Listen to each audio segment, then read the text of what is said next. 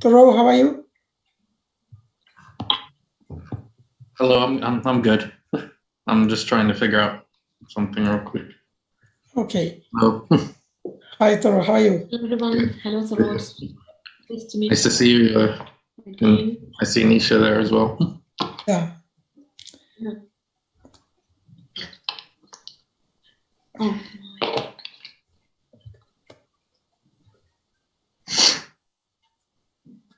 I have network issues also, so.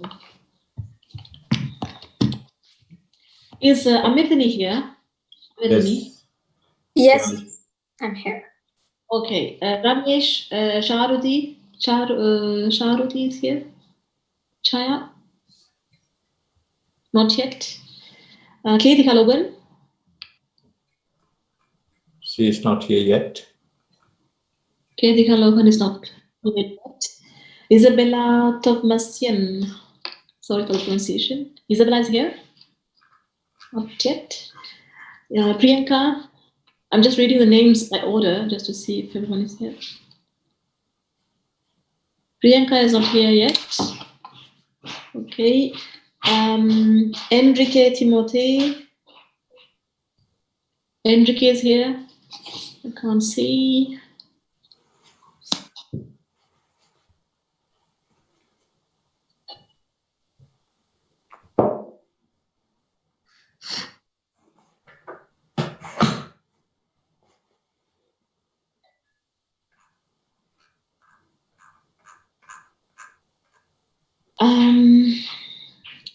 Leansha Levin. Leansha. I'm here. Okay, she's there. And Yeah. Kabir Kurban Kitika is here too. from Uyghur. Kabir Yes. is here. Yeah. Weird. Hello. Monica Mitrick. I'm here. Okay. Subhadra Varadaraj from India. Subhadra is here. Katika Logan is here. I see her. So Subhadra is not here yet. Nazanin Jafari. Yeah, I'm here. So it's Nazanim right here. Yes. Nazanim, yeah. Prabhakaran Achanita. Priyanka is just joining. Subhadra is here too. Okay. Amaran is here. Pravina Ravindran. She's here. Please check if everybody has their video on, please. Pravina Ravindran is here, right? Yeah, she's here. Okay, Priyanka is so. Ramesh Arudi is not here, right? I don't know. She said that she had I exam. couldn't see Did Ramesh. you see that she's coming? Isabella, because he's the second speaker, so Isabella Tomasian. Yeah. Okay. Kabir Kurban. Let's see. I'll have to switch the speakers. Benissa Bivulrika, sorry. Benissa is here. I'm here. I'm sorry. I signed in from another account, so I can't change my name here. What's your name? But I'm here. What's your name? Benissa. Can you spell it for me? Benissa Bivulrika. Yes, yes. So it's Benissa, Benisa. I'm sorry. What did you say? No, he just asked you to spell the name, so I did. Benisa. And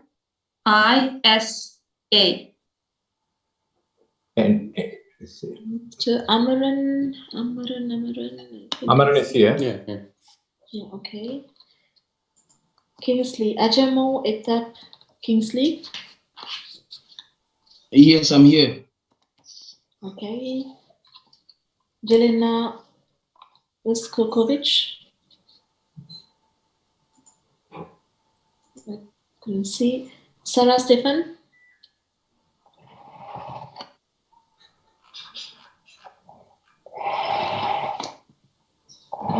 Lois Brooks Jones. Is Lois Brooks Jones here? No, so No, she's Asad not there. Shehu. Okay, so she'll be absent, right? Yeah. Will she be absent? Okay. Yes, she'll be absent. Asad Shehu is here? Yes, he's there normally.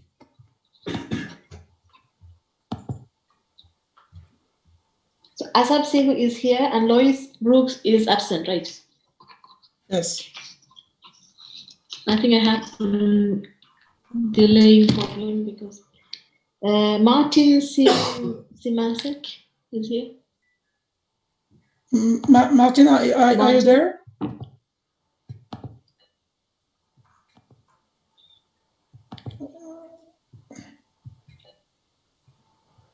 No, I don't see it.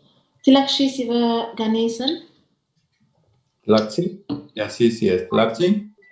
I'm here. Okay, we can start now, I think. So we'll have to adopt the meeting because we may have some absence. So it's already 6 now, so I think we can start the forum now. Thank you for everyone to join us. With great pleasure that we are welcoming you to this 10th Economic and Social Council Youth Forum with the title of A Decade of Action, Building a Resilient Recovery. And for this forum, we have chosen to speak about women. This forum is addressing the oppression of nations and the inequalities suffered by young women among the midst of a pandemic. We welcome here all the beautiful young people here from all around the world. It's a great pleasure also to have Dr. Thoreau here with us, who's joining us from Florida, who is a specialist on, he's an American global conflict analyst and specialist on stateless people. He is he's a specialist in the conflict and on the problems faced by the stateless people such as Kurds, Tamils, Catalans, and many more. So it's also a very good friend of us, Bosco and me also, and we are very pleased to see you here, Thoreau, and it's a very it's an honor, in fact, to have you as a speaker. And you will be doing a keynote speech at the end of this event to summarize and to say some words about of this forum at the end. And just to introduce this event, history has shown us that a crisis like the COVID-19 can have protracted and severe consequences for younger populations who are starting to be termed as the lockdown generation in the future. It is important to highlight the multi-dimensional challenge that this pandemic poses for young people, especially for young women, and more specifically, young women under occupation. The COVID-19 pandemic has disrupted every aspect of our lives. Even before the onset of the crisis, the social and economic integration of young people was an ongoing challenge. Now, unless urgent action is taken, young people are likely to suffer severe and long-lasting impacts of this pandemic. This event on youth and COVID-19 is conducted by partners of the JET, Jeunesse Étudiante Tamil, and the effect of this pandemic on youth. This is at that time when the COVID-19 pandemic has rapidly translated into an economic crisis. The side event aims to capture the immediate effects of the pandemic on the lives of young people aged between 18 and 29 with regards to the problems they are facing on their rights to self-determination, employment, education, mental well-being, rights, and social activism. Just to present the Jeunesse Étudiante Tamil, this association is a French association made up of young people which benefits from the ECOSOC status since 2017. They work globally with young people. The World Women Solidarity Association is an association for feminism that defends, in particular, rights and dignity of women in France and also all around the world. And this association will be also a partner of our event, as well as Tamil Movement, which is a network of organizations working for Tamil cause across the world. We also have the pleasure of the partnership of the Association Bharati, Centre Culturel Franco-Tamil, which is also a French-based organization, which is also be part of this event. So some of the goals of these associations are to promote Tamil culture in addition to promoting and defending human rights. So 11 ECOSOC associations are supporting us for this event, which is an initiative which is taken by some youngsters from France and also some Tamil youngsters across the world, which from some youngsters from Canada. And I'm thankful also to Mr. Vimal here to have also helped us to organize also this event. Across the objective of this event is to give people the opportunity to take part in international discussions and to raise and resolve issues related to inequality and justice suffered by young women, to provide transitional and sustainable solutions to build strong advocacy for young women. And this side event will present powerful stories and statements by young women around the globe that include innovative ideas on how to respond to the crisis at their core most at risk, from the poor occupied nations, the migrant workers and the youth action network workers, the health workers on the front line, and the recently unemployed people. The voices, energy, and resilience of young people are shaping for all of us. And I think without further delaying, I will give the floor to Miss Anthony Amirtani from France, and she is the president of the Association of Jeunesse Étudiante Tamil. She's going to give us a welcome speech on behalf of JET Association. Thank you, dear. Anthony Amirtani, Thank you. Your video is not on. Yes.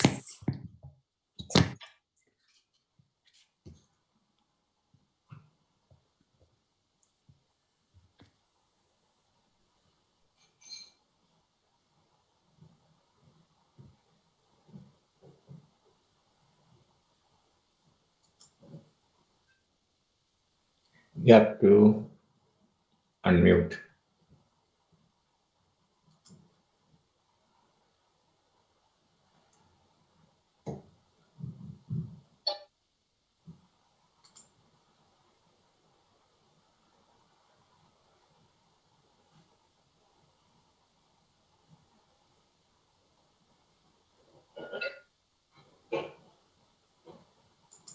I guess need to be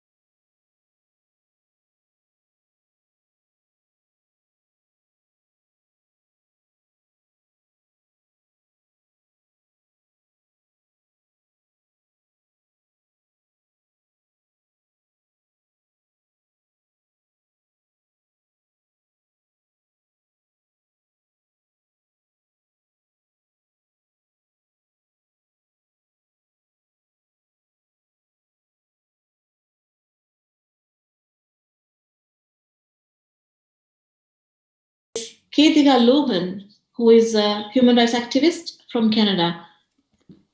Yeah. Kritika Logan, can you please mute and present your presentation? Thank you. I guess I think we have. Okay, so we will go for Amardeep's welcome speech.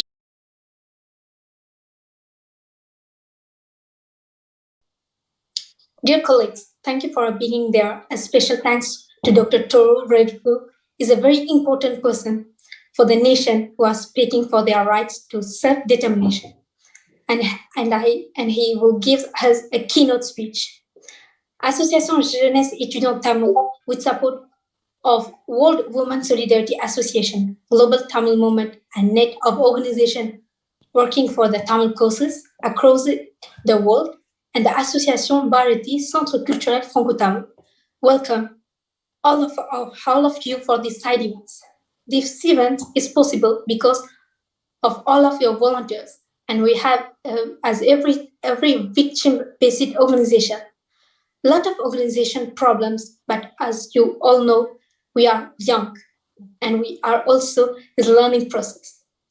The world is facing the largest generation of youth in its history, and youth constitute in many countries the majority of the population. But with the COVID-19 pandemic has disparaged every aspect of your lives. Even before the one side of the crisis, the social and the economic integration of young people, especially young girls under foreign occupation, was ongoing challenge.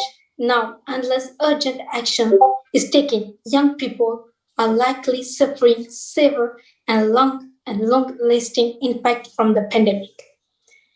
This conference is based on Goal 16, Peace, Justice, and Strong Institutions, and Goal 10, Reduce Inequality of Sustainable Development Goals. The Sustainable Development Goals 16 is not only a valuable and important aspiration, it is our right. It's also a key and enabling goals for the Ensure Sustainable Development Agenda.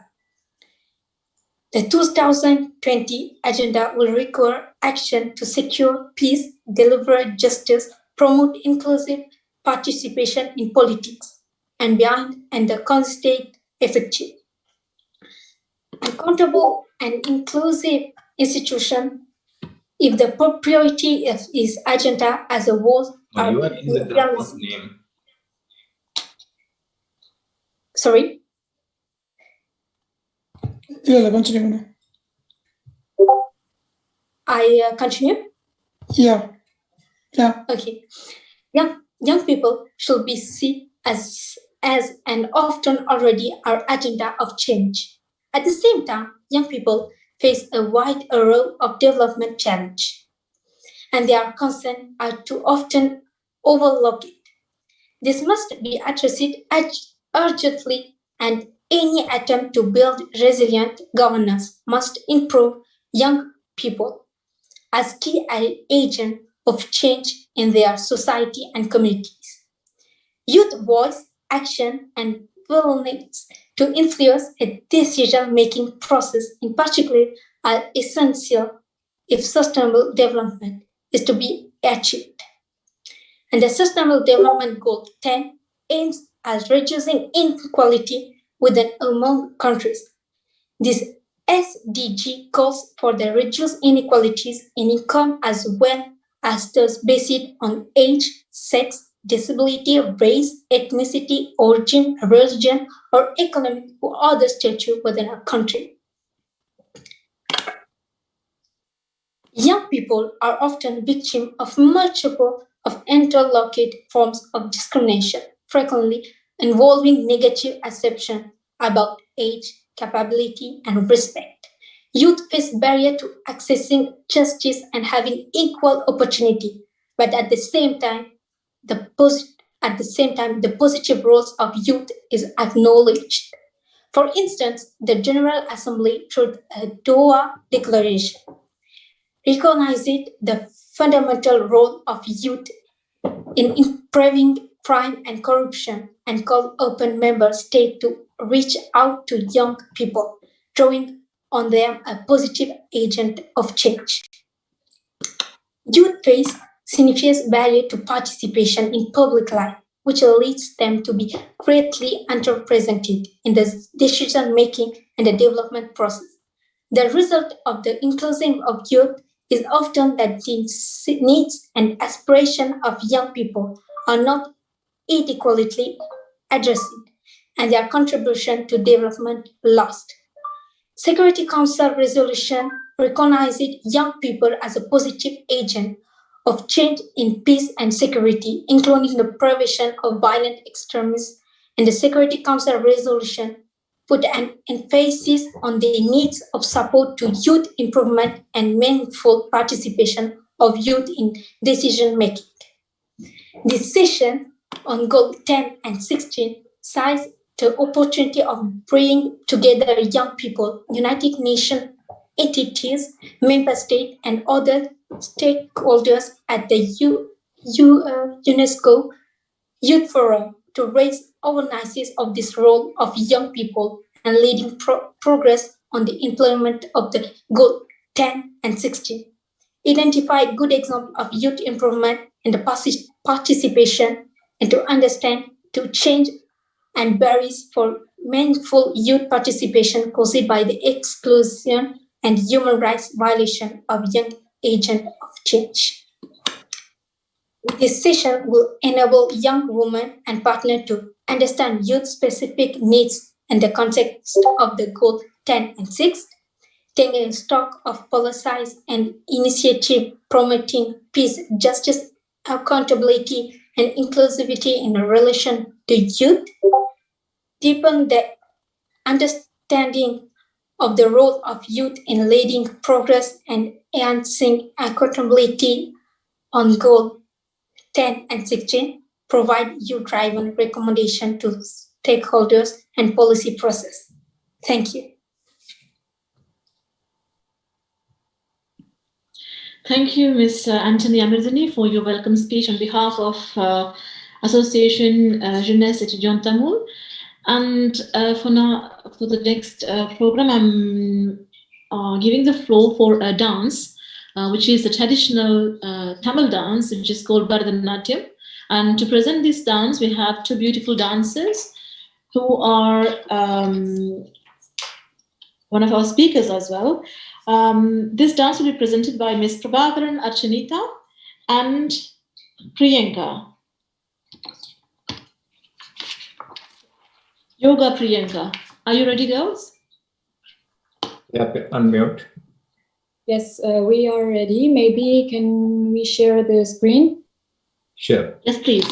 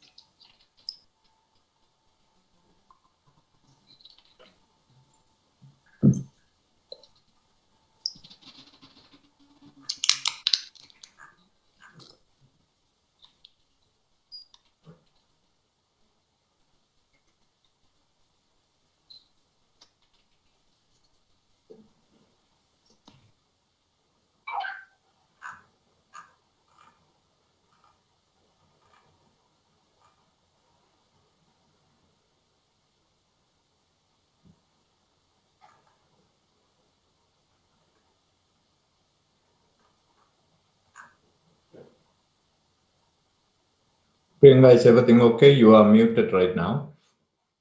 I have a little technical problem. We are just adjusting it and we share the screen. Great.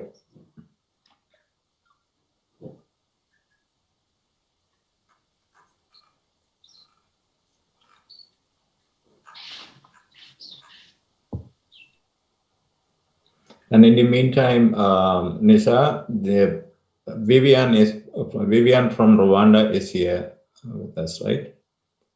Vivian Girwa is from Rwanda. Hello. Hello, and I just wanted to, in the meantime, also thank everyone here to be here, to have taken time to come here to this forum. It's a pleasure to have you all from all around the world. We have Florida here, we have Rwanda here. That's quite nice to have you from Canada, and I think also we people from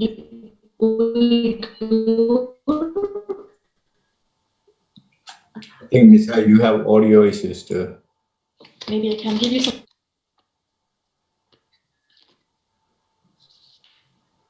So normally this forum is planned to last till 8:30 p.m.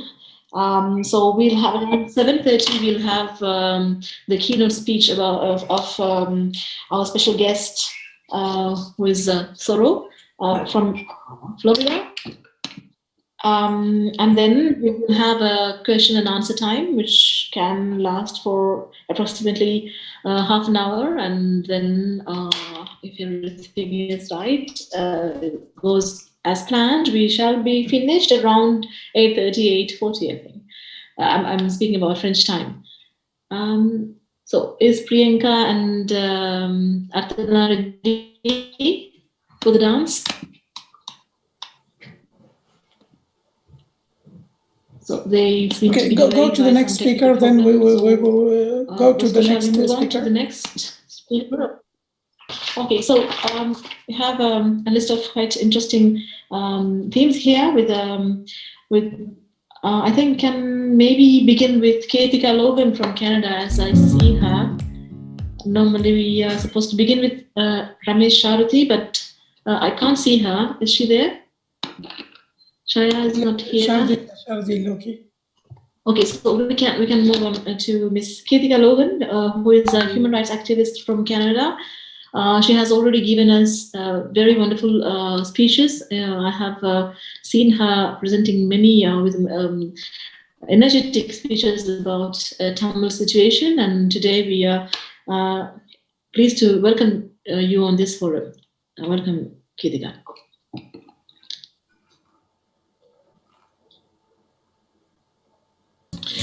Ketika, you can unmute yourself and begin to speak.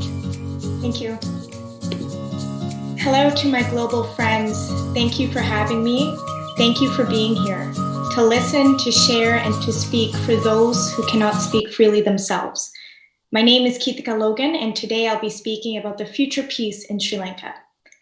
The construction of peace can only be reached when we understand where the seeds of injustice had been placed, and like weeds, we must go to the root, dig deep into the soil, remove each and every one of them before it poisons the entire garden.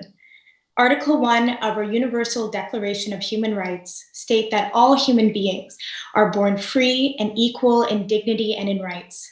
Tamil people, as do all people, deserve to live in dignity, deserve to live freely like their Sinhalese brothers and sisters. It is no secret that the Sri Lankan government has methodically orchestrated mass killings of over 250,000 to 500,000 Tamils since the 1950s. Genocide never just happens. There's always a set of conditions, policies, and practices which occur and create to build the climate in which genocide can take place. Tamils are discriminated and dehumanized simply for being born and perceived as different. I will share with you a personal story. It was just 4 years ago when my aunt in May 2017 was killed in her own home in Jaffna. Her name was Saraswati. She was a retired teacher, and to attest to the kind of woman she was, she had the chance to leave Sri Lanka in 2009. Our family was concerned for her safety and was trying to get her out of the country. She was a kind of sacrificial human being that refused to leave during the final stages of the war because she feared what would happen if all the educators left. What would the next generation do without the teachers and educators and role models? What and how would we rebuild society? She knew no one was coming to save the Tamils in Sri Lanka, and the people over there were going to be the ones that attempt to stitch back together the broken fabric of society left over from the war. She believed it took a village to raise a child, and she wouldn't abandon the people over there. Little did we know 8 years later after the war, she was murdered in her own home in Jaffna. And until this day, there's no justice, no peace, no accountability, only cold cases and unknowns that burn bright. I wish I can tell you this is the only story, but it's definitely not. Sri Lanka has won the war, but hasn't won the peace with the Tamil-speaking people. The island has one of the highest enforced disappearances in the world. Over 100,000 souls vanished from this earth with no trace of who did it. The overt manifestation and militarization has ramped up in recent months. Tamils are heavily politicized and militarized with military-enforced curfews, brutal assaults, and disproportionate sanctions for non-compliance. A study in Mullaitivu district alone has 60,000 personnel, which equates to 1 soldier for every 2 civilians. This normalization of abnormalcy will have long-term collective psychosocial impact on the Tamil population as a whole. We could only move forward in Sri Lanka when the country fosters the development of norms and practices in which institutions and people are subject to. Political leaders and military officials cannot simply curb through political power. The rule of law must exist in Sri Lanka to build a sustainable future. Early this year, thousands of Elam Tamils protested across the north and east, crying out, "Where are our children? We need them back. Release them and set them free." They went on social media, especially young Tamil activists, to tell the world, stop and pay attention, to tell the world, we need your help. Instead, Instagram, Facebook, YouTube, and Spotify banned hashtags and songs to censor and suppress the awareness about injustice in Sri Lanka. When you silence the oppressed, you stand with the oppressor. I believe in the power of the people. This day is change. We're in a new climate. You cannot erase it by kidnapping people. You cannot erase it by burning down libraries and books. You cannot erase it by removing hashtags and having songs vanished from this earth. For everyone that is listening, it's your chance to stand on the right side of history. We all have a voice. Young people, you have a voice, and the voiceless will be heard. We must love and spread truth at the same capacity as people are trying to destruct and destroy it. The truth will be known, and we won't stop until Tamils can live free and in peace. Thank you.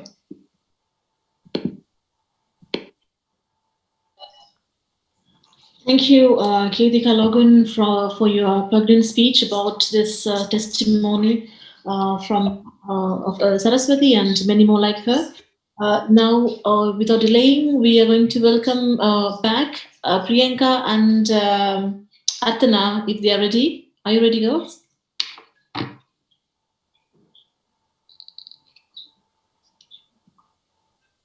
Priyanka or Artana? I think the problem is still on, so we can move on to the next speaker who is absent so far. So I'm just checking if Mr. Enrique Timothy from Cameroon is here. Is Enrique Timothy Engentonye is here? So we move on to the next one from Canada. Okay, he's there. He's on behalf of the name of Sandrine, I think. Something like that, he said. Okay, so we can maybe unmute her. She can unmute herself if she's there. No, he's, I think it's him, but he's... Enrique, Enrique, are you there? Can you hear me? Yes. Yeah. Okay, thank you. I'm a he, not a she, for correction. Thank you all for being part of this great. It's an opportunity to share with outstanding youth from all over the world about this topic, which is very on board now. I'm Ernest from Cameroon. Ernest Eki. I had a little bit trouble listening to the name, but you're going to handle all with the accent because we come from different background and stuff. Well, if there is a place in the world where we have patriarchy or women violence and stuff being done, it's in Africa, mostly in Cameroon. Actually, our country is going through a war between the Anglophone and a francophone, because it's divided into two. And I'm going to talk about a young lady, Afsa. She's a bachelor degree owner in finance, and she's been looking for a job. Can you put your video, please? Sorry? We don't see your video, so if you can you can see your video. My video is activated. Can you see me? I am. I think, is anyone seeing Sandrine Noumei? That's his name. I see your name, but there's no video. There's no video? It's activated. Should the moderator not activate my video? Is that something? Because I have my video activated here. Please check that, moderator. But we can't see you. I think there is a problem with on your side. What I would suggest is you can go.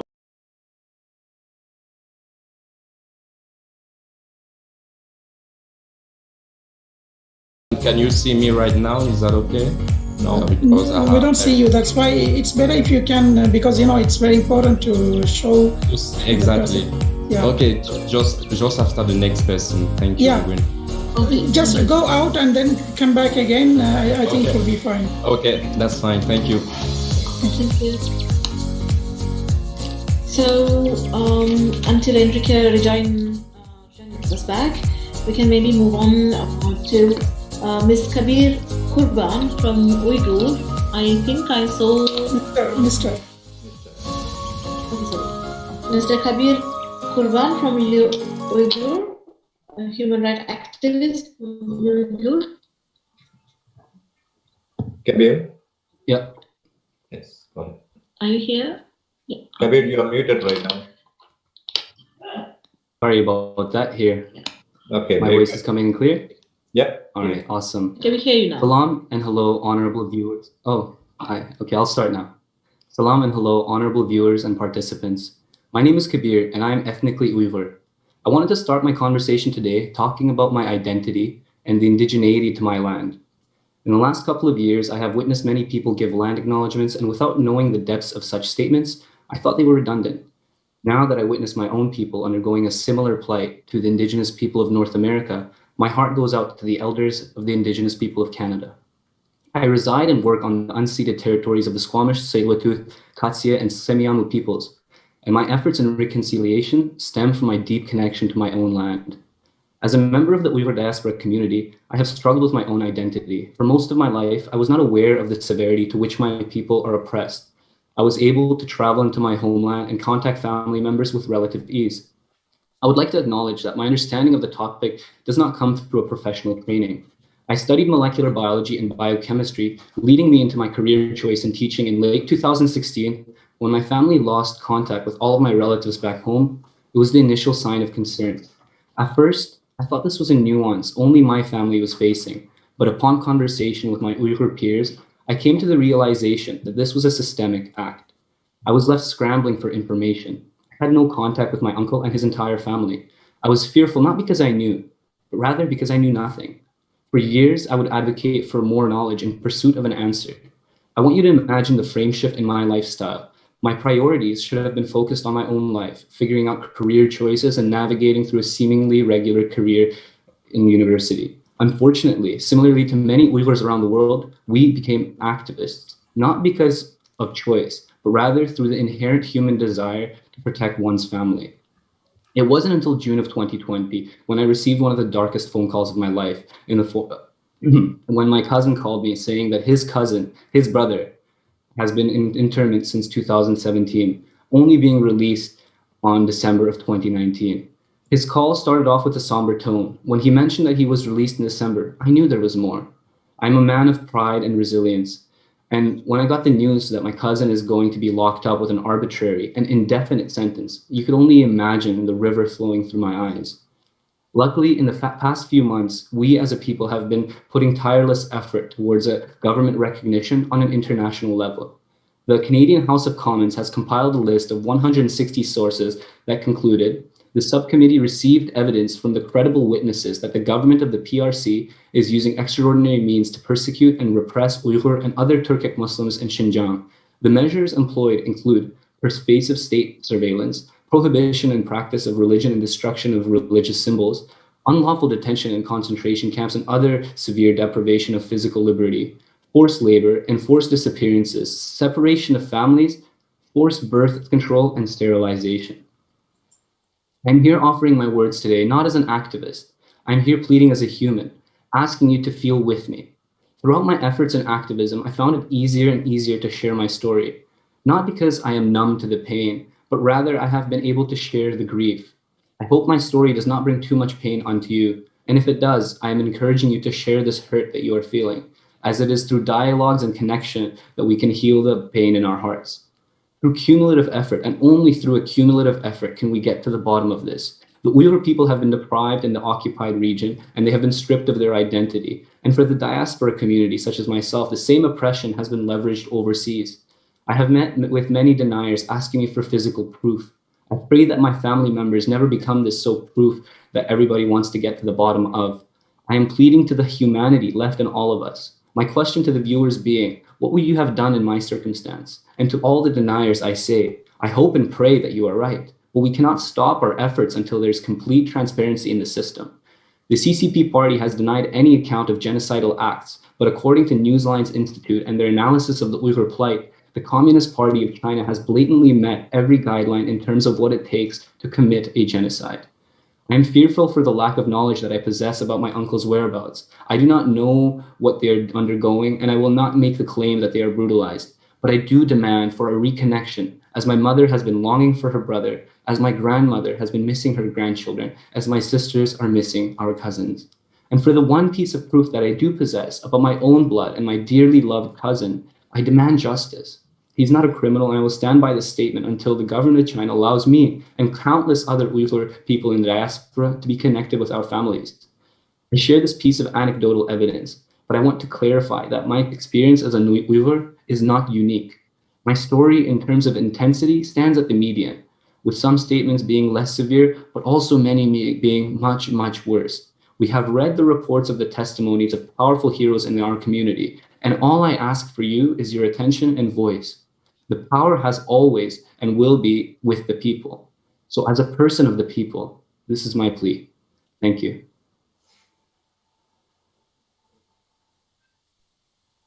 Thank you, Kabir, for your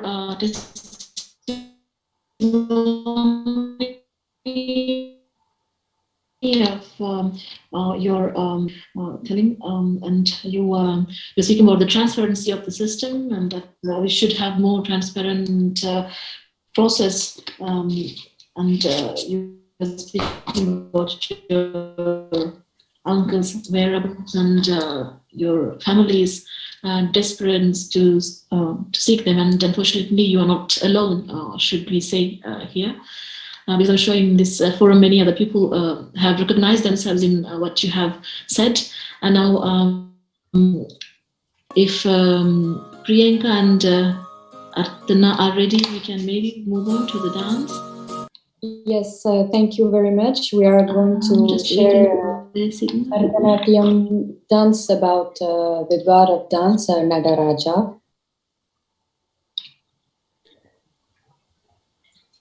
Okay. So thanking again, Kabir. We move on to the next program, which is the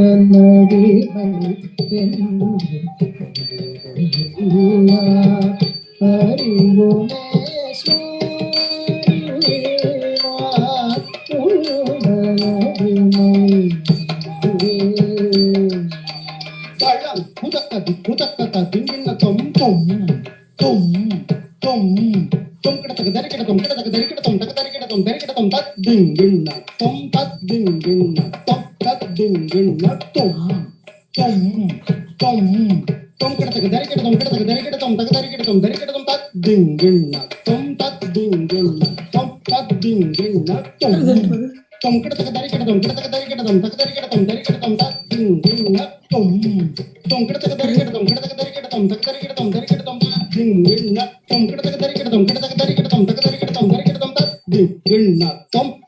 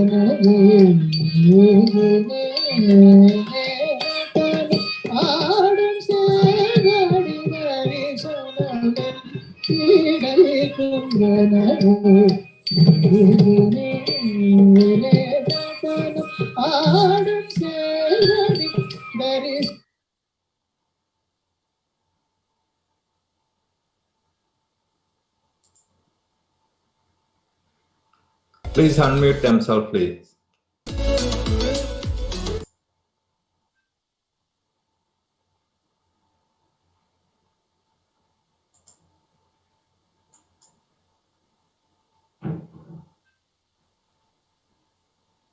Please unmute.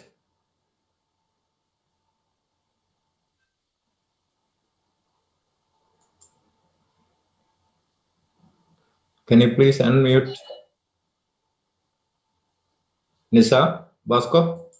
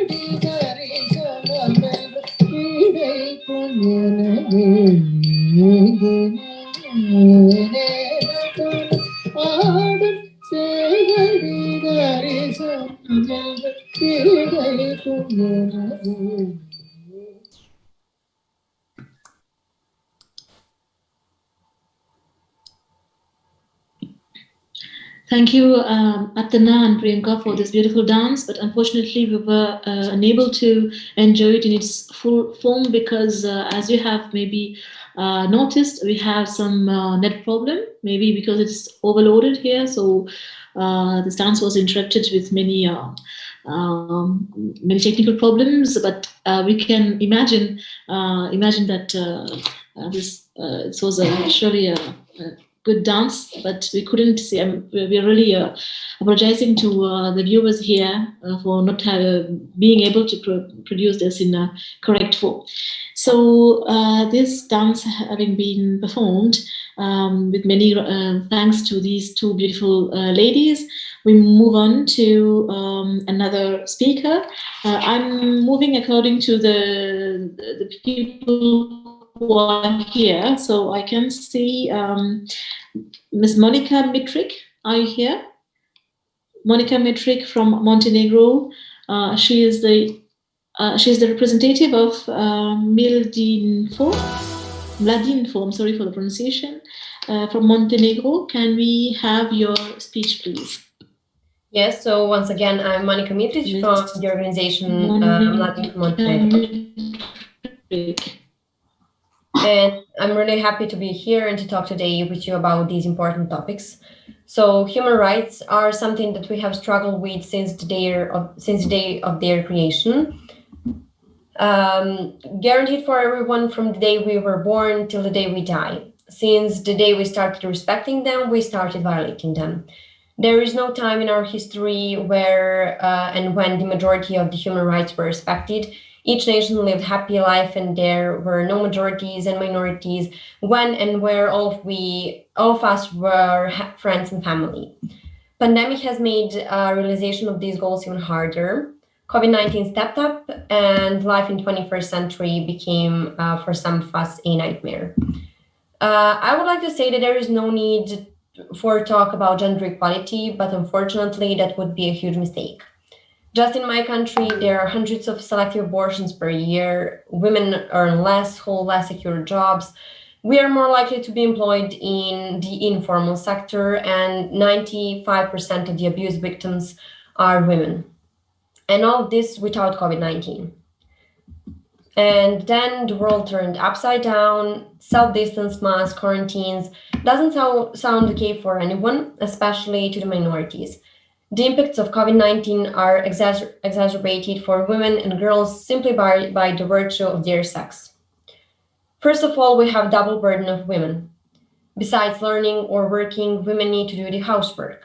Children aren't going to school, people get infected by the coronavirus, and usually women are the one taking care of them at home. On the other hand, evidences say that, for example, in the US, women not only hold 70% of hospital jobs, but also 70% of pharmacy jobs and 51% of grocery store roles. And these essential workers are constantly crucified between work and families. Stay at home is one of the main phrases that comes to my mind when somebody mentions the COVID-19 pandemic. It is safer to work from home in terms of health and social distancing, but is it safer in terms of abuse and violence? Before the pandemic, it was estimated 1 in 3 women will experience violence during their lifetimes. And many of these women are now trapped in their houses with their abusers. Not every home is a safe home. In Montenegro, in my country, there are 3 times more victims of sexual abuse in 2020 than the year before. And the biggest concerns are that the victims are girls aged 14 to 17, and the abusers are usually their family members. And one article that I found in Policy Brief, the impact of COVID-19 on women by the United Nations, is putting women and girls at the center of economies will fundamentally drive better and more sustainable development outcomes for all, support a more rapid recovery, and place us back on a footing to achieve the sustainable development goals. And that's something that we should definitely agree with. So we need to step up to the plate and make a change by raising awareness, increasing women in every aspect of today's life, and show how much we can do and how much we want to do.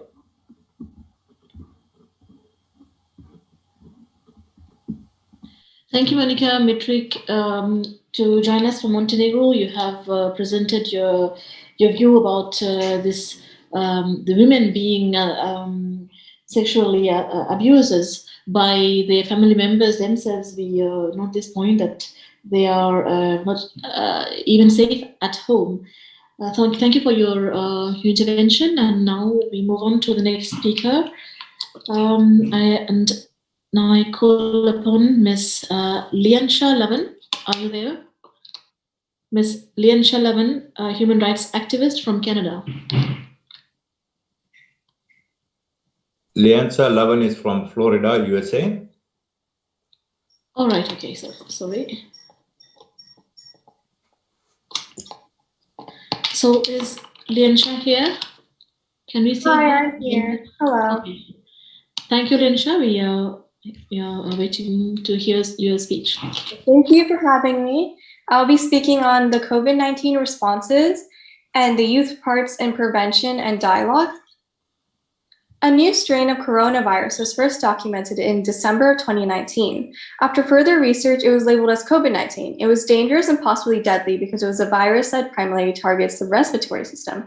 It soon spread globally. In the midst of a fatal and serious pandemic, the public of Sri Lanka deserves to be seriously informed more than they are currently. The best way to do this is by prevention and dialogue. The Sri Lankan government has administered around 900,000 doses of the vaccine, and this is considering the idea of second doses. But this means that Sri Lanka has only vaccinated about 2.1% of the population. Although Sri Lanka's response regarding the exposure and the spread of the coronavirus may have been efficient, there's still much stigma and uncertainty regarding the vaccines. Misinformation and myths circulating about the vaccine has instilled fear and pushed many people to avoid vaccination. In fact, much of the vaccine's dialogue and exposure remains unclear. Sri Lanka's citizens are unsure where to receive vaccine information and protocol. In comparison, the United States of America's response policy has been largely left to the states. The individual state governments have been managing their responses based on recommendations made by the CDC. A number of them have instituted travel bans, social distancing, and mask requirements. Recently, a number of them have lifted the latter two restrictions in an effort to slowly open up state and local economies, once more in an effort to stem the consequences of economic shutdown. Moderna, Pfizer, and Johnson & Johnson have all been approved for vaccine rollouts. This means that their vaccines have been approved by the FDA for public use. The states, therefore, have been administering these vaccines free of charge to healthcare professionals and the public on an age-range basis. In my home of Florida, adults over the age of 40 have just been approved for vaccination. Despite this, many people are immensely distrustful of vaccine rollouts. Like Sri Lanka, much of the US public is uncertain about vaccination. The vaccine's dialogue and exposure remains unclear as well. Many US citizens are skeptical of the vaccines, especially since there's so much misinformation about side effects. After considering the COVID-19 dialogue and prevention measures of America and Sri Lanka, the youth program suggests that Sri Lanka begins at a grassroots level and holds town meetings about vaccines. Leading these conversations with scientists and healthcare officials, Sri Lanka can spread and debunk information in regards to the vaccines. Policymakers can work to uplift restrictions of access to vaccines.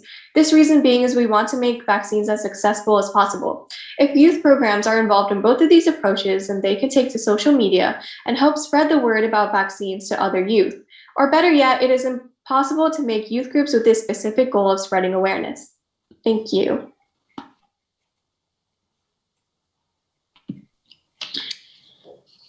Thank you, Ms. Liansha Lavan from USA. You have given us some insight of the Sri Lankan government's policies on vaccination usage on Tamils and about the misinformation and all the threat going around. Thank you for this wonderful speech, and then we move on to our next speaker, who is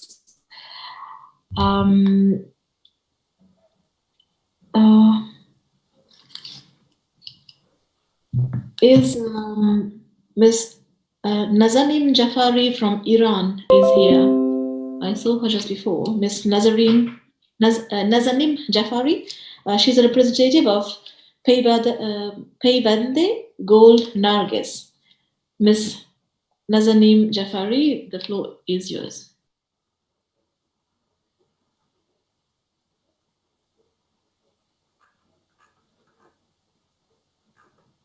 Anybody see Nazanin? I don't see her.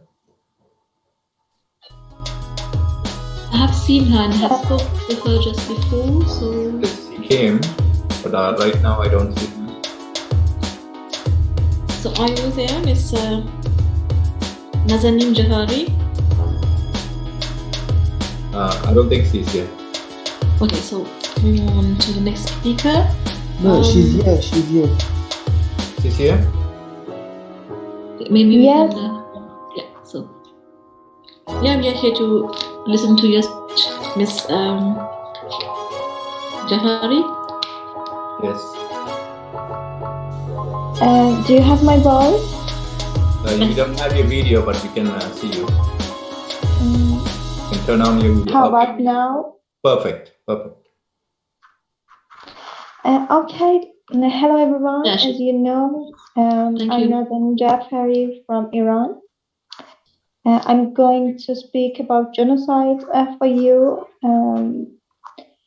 And I would like to speak about learning from the past genocide and mass atrocities in a few minutes. Thank you. Undoubtedly, the history of many nations have been stained with the genocide that have had painful consequences and has affected all people in the process of time till today.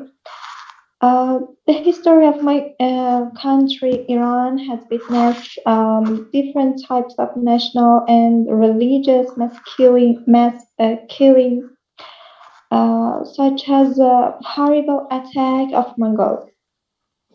In such attacks, the most vulnerable groups are women and children.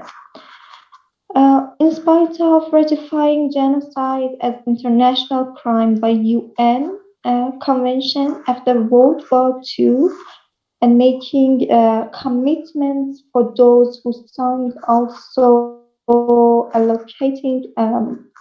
allocating heavy fines for violating the rule. That had brought hope in the heart of people at first. It is unfortunate that international policies, also policy of powerful countries, has moved to the opposite direction.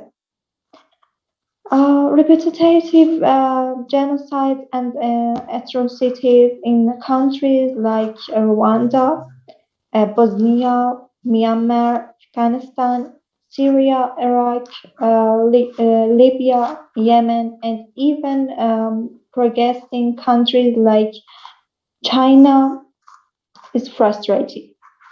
Today, we learn about the fact that UN regulations and human rights groups are not sufficient to deal with huge challenges of human beings in the world. That's why thousands of ordinary people have lost their lives and millions have lost their homes in the last decade.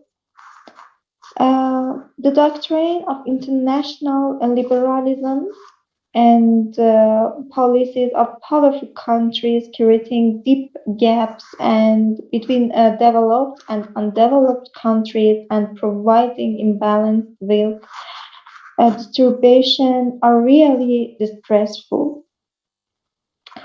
Such tactics created extremist groups like ISIS, Taliban, Al-Qaeda, and the like of which that have sprung bloodshed and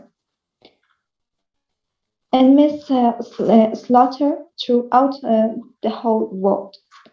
It seems that the whole world needs international law reforms and the change of policies in powerful countries in order to prevent more gaps between developed and developing countries. Has already given us very wonderful speeches. I have seen her presenting many energetic speeches about Tamil's situation, and today new laws and to speak for those who cannot speak freely. Important mechanisms. All human beings are born free and equal in dignity and in rights. Tamil people, as do all people, deserve to live keeping people's civil rights. In all reforms and future prospects, special attention is needed for the rights of women and children. Highlighting their rights would automatically decrease the rate of violence and authentic attitudes in society.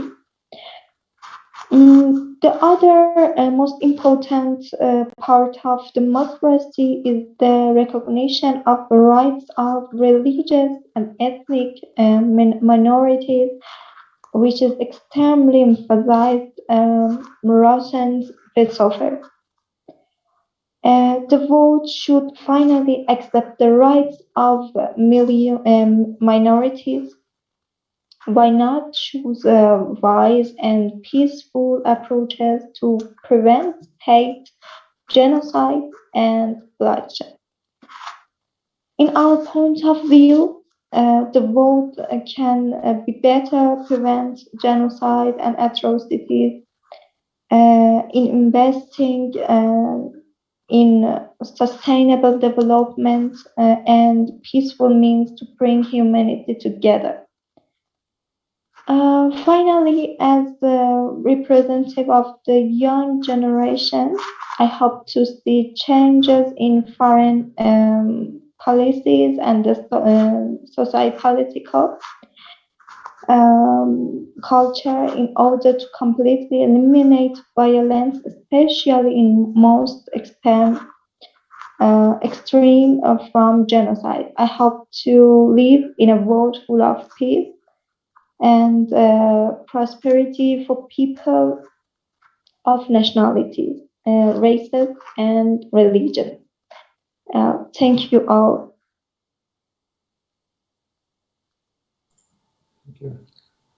Thank you, Nazanin, for your speech full of hope.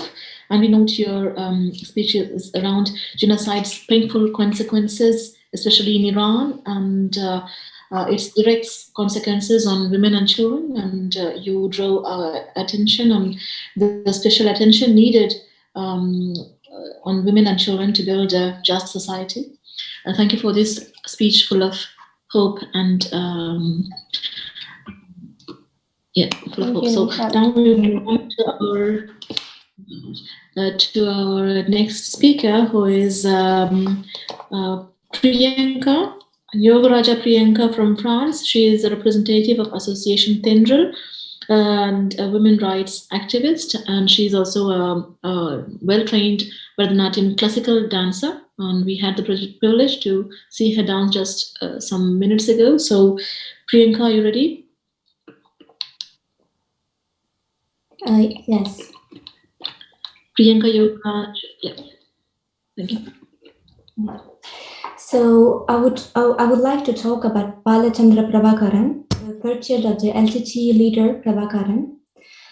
He was only 12 years old when he was executed by the Sri Lankan military during the final days of the Mullawaikal massacre.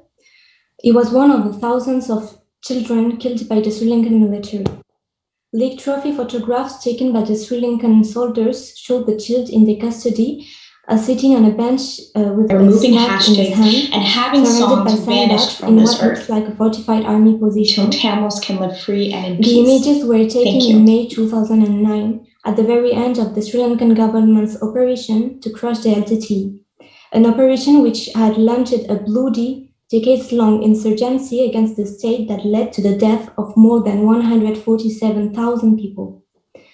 One of those photos showed the boy sitting in a bunker, alive and unarmed, apparently in the custody of Sri Lankan troops, and another, taken in the same camera a few hours later, shows the boy's body lying on the ground, his chest pierced by 5 bullets.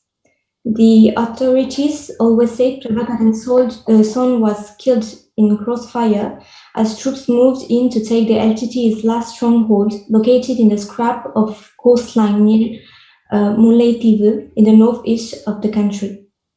But the images contained in a new documentary called No Fire Zone, which was screened in the Geneva Human Rights Film Festival during the UN Human Rights Council meeting in March 2009, suggests the boy was captured alive and killed at a later stage.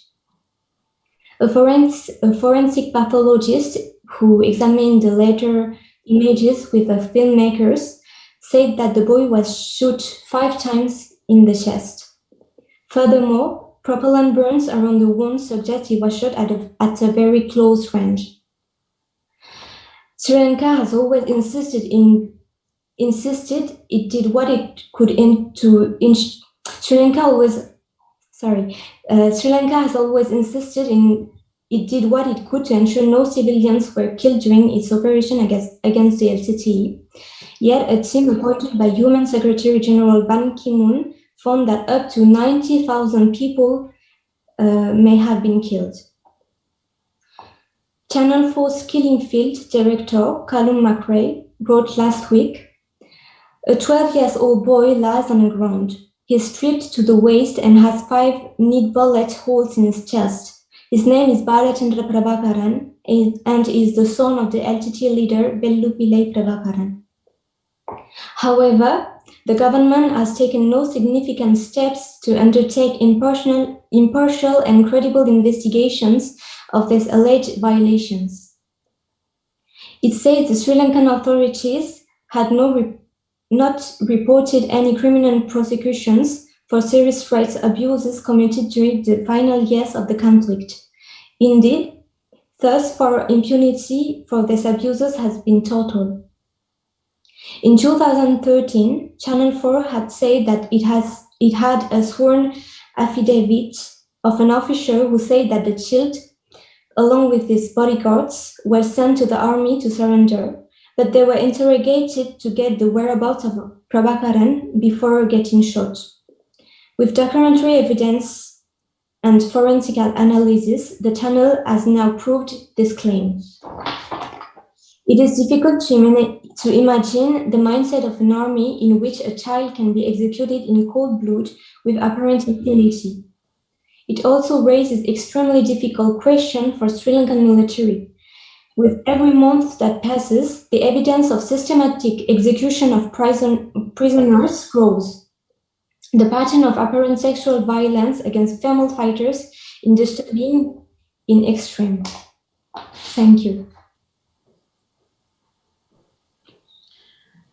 Thank you, Priyanka Yogaraja, for your presentation, your heart-touching presentation testimony on Balachandran.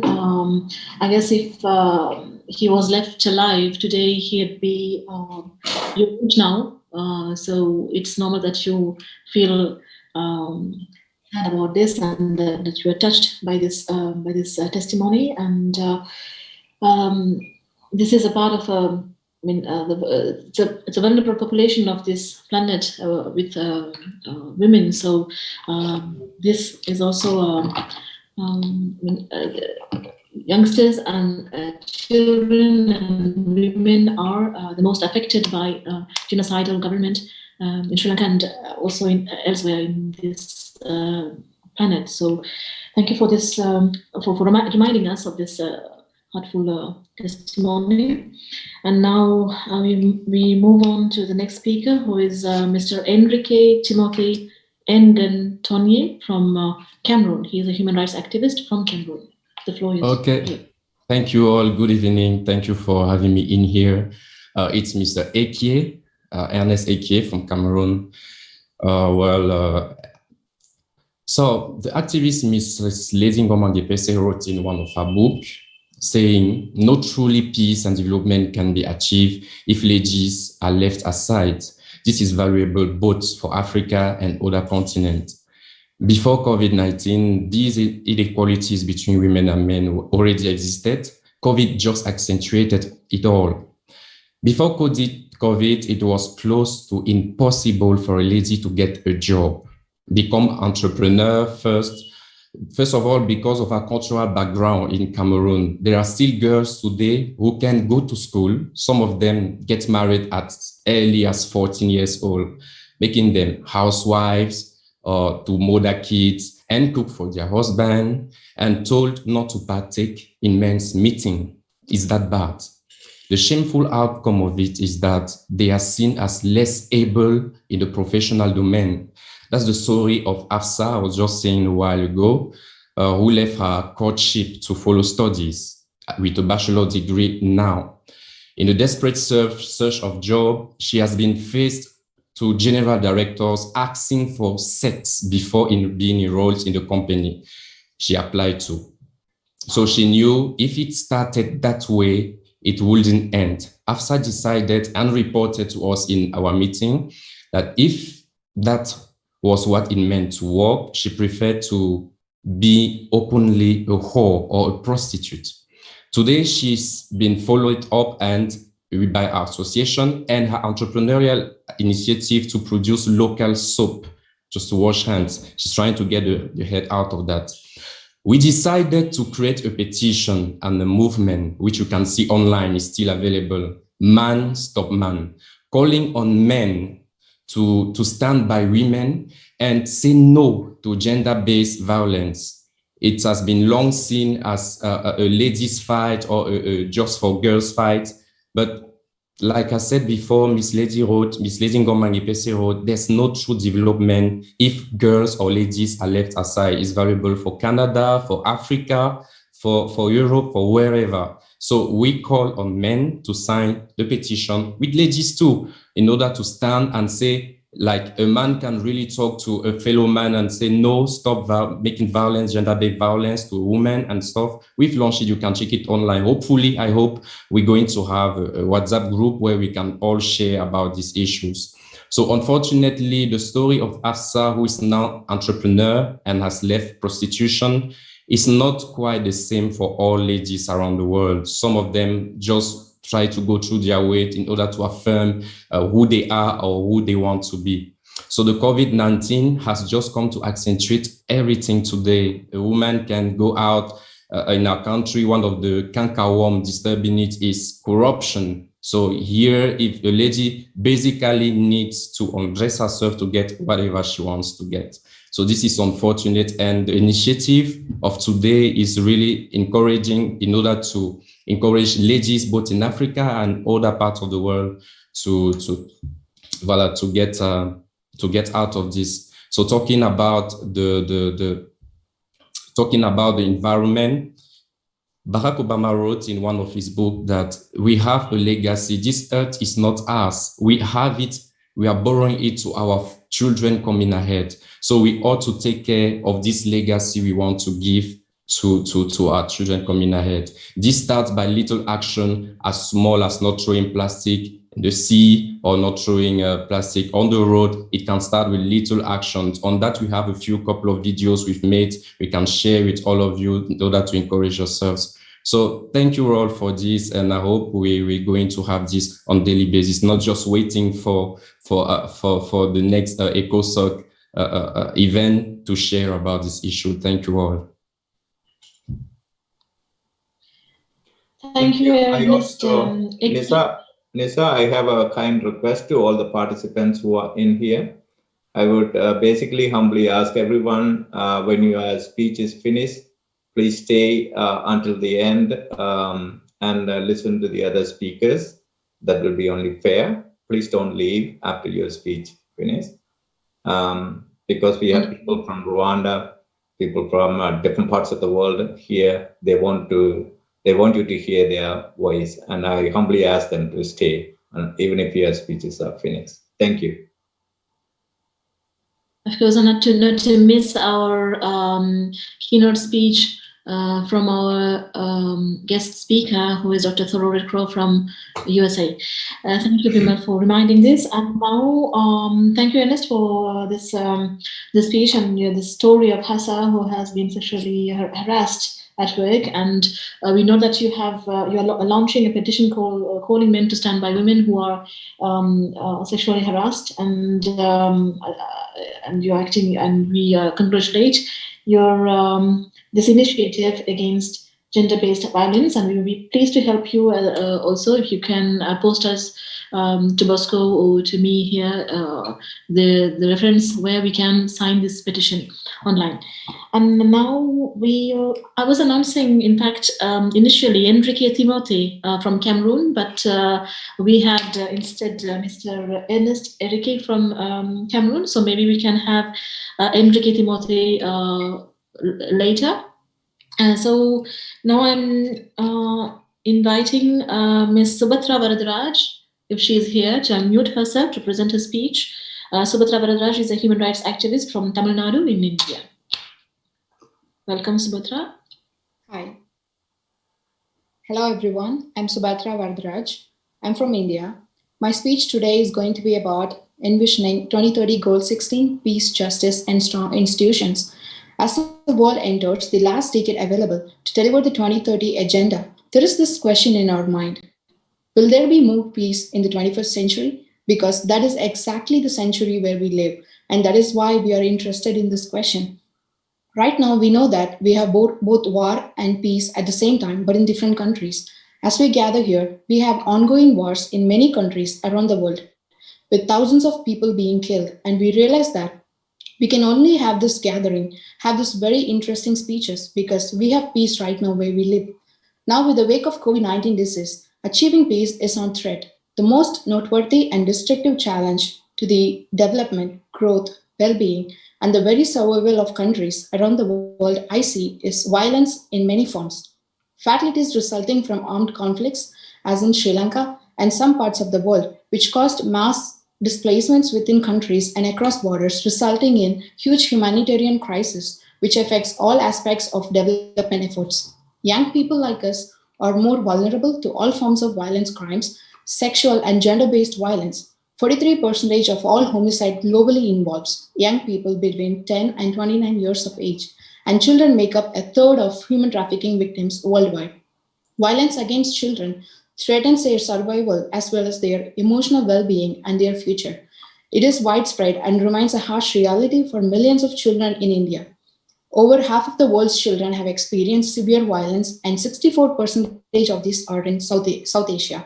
From my personal experience, I had to face many sexual threats as a child, which affected my mind on many levels, including my perspective on what my future will look like as a girl living in a world that is more prone to sexual harassment and traffickings. I had never been able to open up to anyone about how I felt, not even my parents. I always felt unsafe wherever I went, and I was basically traumatized for years because of that emotionally disturbing experiences I had.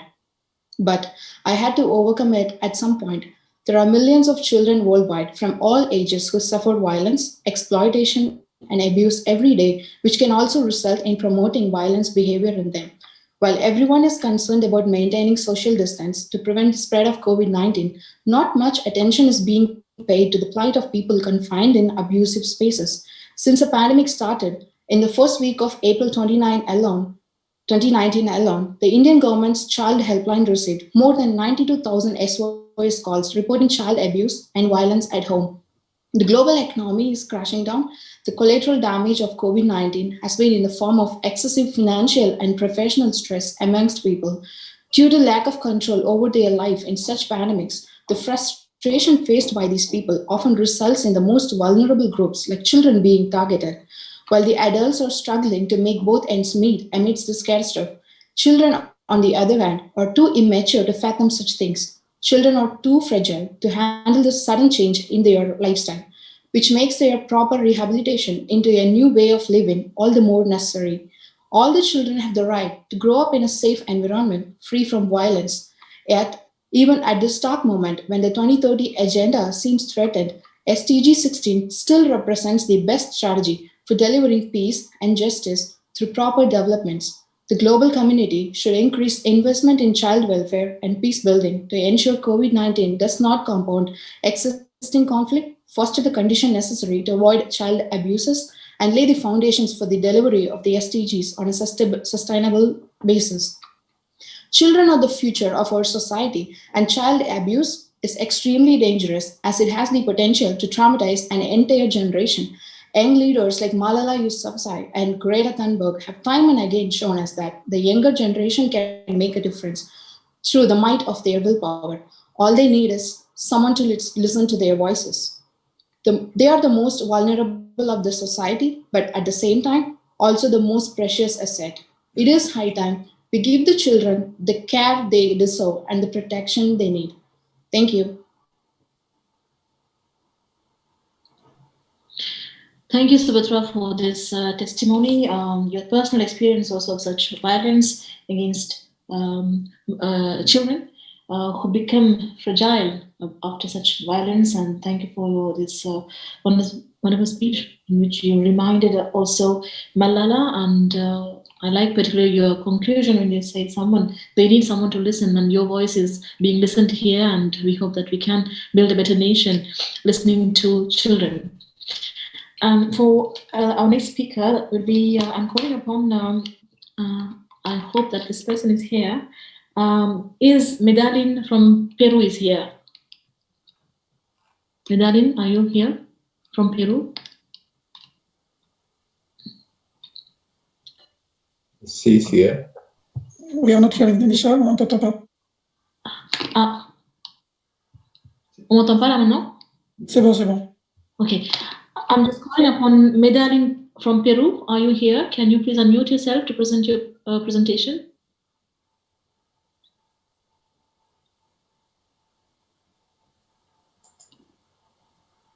Medellin's mic is not on. Hello.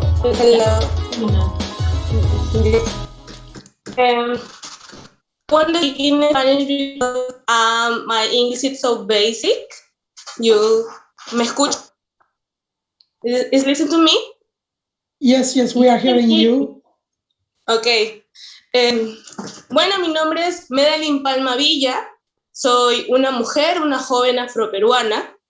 Nací en Chincha, y Chincha es una provincia que le pertenece a una región muy grande en el Perú. Yeah, just I want to know, sorry, any chance to talk in English, because, you know, the people that we don't know Spanish. I don't speak English very well, yes, but... It's okay, because Tell me? The problem is the most of the persons here are not, we don't speak Spanish. Okay, but I need a help for Jan. Jan Cabongo is here, please, for the translate, maybe? I couldn't hear you properly. What did you say? She wanted a translator. Yes, please. Jan Cabongo, yes. We haven't planned for a Spanish translator unless Jan Cabongo, yes. Okay. Maybe you can speak in English. But, okay. A little, Alfonso. Try your best. Okay, my name is Medellin Palma Villa. I'm a Afro-Peruvian girl. I was born on Chincha. Chincha is a city from the, I don't know how do you say it in English, but in Spanish is region, maybe it's a state in English. We are a Black woman. In Peru, Black woman is not ignorant from the violence, la violencia basada en género, because on the pandemic, la pandemia del COVID-19, all girls, young girls, was died in Peru because the difficult in Peru it's so I don't know, it's dangerous, it's doloroso para nosotras.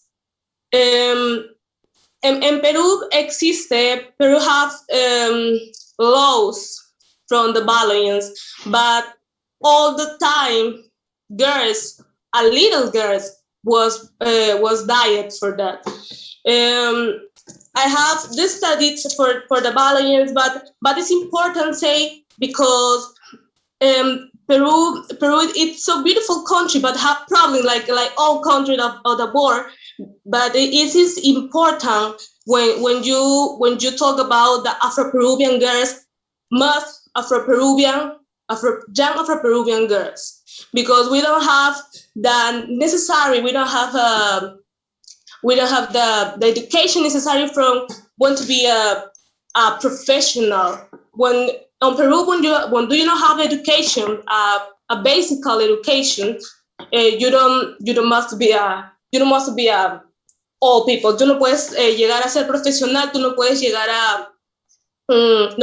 a pensar, a saber incluso sobre las leyes que hay en tu país.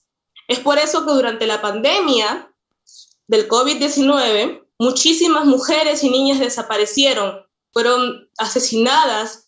The feminicide is feminicidios in Spanish, muchas de ellas fueron desaparecidas. And Peru doesn't have studies for that.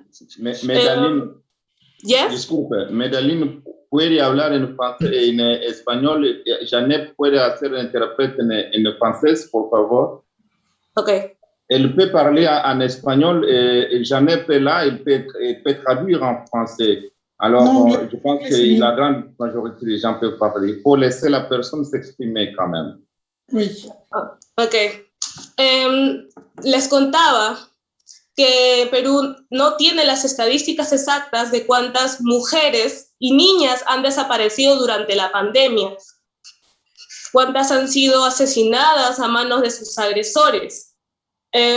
Durante la pandemia hablábamos mucho aquí en Perú sobre que teníamos que hacer la cuarentena, quarantine en English, pero en el Perú las personas comunes no podían hacer una cuarentena porque viven del día a día, porque trabajan del día a día. Janet, is the translate, please? Oh, continue? No, yes, no. Yes. Is anyone doing a translation from what Medellin said? What was that gentleman's name? Voilà, bonsoir à tous, bonsoir à tous. Voilà, je viens d'écouter ma sœur Madeleine. Moi, je m'appelle Jeannette. Je suis coordinatrice des jeunes dans l'ONG SADEF. Et ce qu'elle voulait dire, c'est que elle est une femme noire qui vit au Pérou. Elle vient de Chincha. C'est une région qui est ici au Pérou. Et là-bas, il existe beaucoup de femmes noires. Le problème maintenant avec les femmes noires qui sont ici au Pérou, c'est qu'elles ne sont pas respectées. Les femmes noires ici au Pérou ne sont pas respectées. Il y a beaucoup d'abus sexuels qui se passent ici au Pérou et contre les femmes noires parce qu'elles ne sont pas valorisées. Du coup, dans des régions comme ici à Lima, elles n'ont pas la chance de pouvoir travailler comme les autres péruviennes qui sont ici. Elles n'ont pas cette possibilité-là à cause de leur statut en fait, à cause de leur couleur de peau, ce qui est vraiment triste. Et puis la situation avec la pandémie, les femmes noires elles ont été maltraitées par leurs compagnons et tout. Donc, leur constitution aussi ne les défend pas pour cela. Du coup, nous avec notre ONG, on essaye de pouvoir parler aux autorités face à ces situations-là. On essaye d'aider de notre mieux. Cependant, il y a toujours certains problèmes qui se passent. Donc, ce que ma sœur voulait dire, c'est juste qu'on a besoin qu'on nous entende, qu'on nous soutienne, qu'on nous donne une voix pour pouvoir y remédier à cette situation-là. Voilà, c'est tout. Sí, bueno, al no estar presentes en la Constitución, al no ser asignados en la Constitución, el Perú o el Estado hace que el pueblo peruano no exista, no estamos. Entonces, es por eso que las mujeres y los hombres, al momento de exigir sus demandas hacia el Estado, no encuentran o no saben a qué afianzarse ante la ley. Por eso es importante que cuando hablamos desde la violencia hacia las mujeres, más aún hacia las mujeres afroperuanas como yo, es importante que los administradores de justicia, los jueces, los policías, los abogados entiendan que las mujeres afroperuanas también sufrimos violencia basada en género y somos discriminadas y racializadas al hacer alguna denuncia ante estos estamentos de justicia. Janet, please.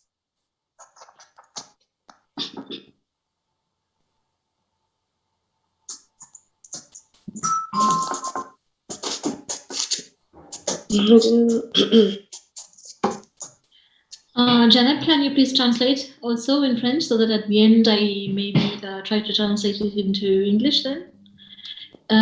Yeah, so Mike is...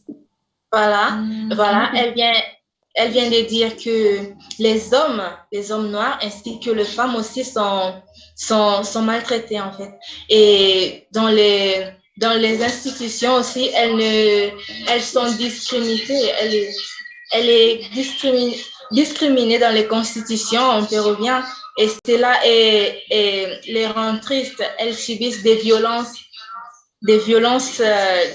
morales et physiques, ce qui leur fait beaucoup de peine. Elles ne sont pas reconnues dans leur constitution, ce qui n'est pas normal du tout. Et tout cela, c'est à cause de leur peau, parce qu'elles sont noires, parce que ce sont des femmes qui ont une autre couleur de peau.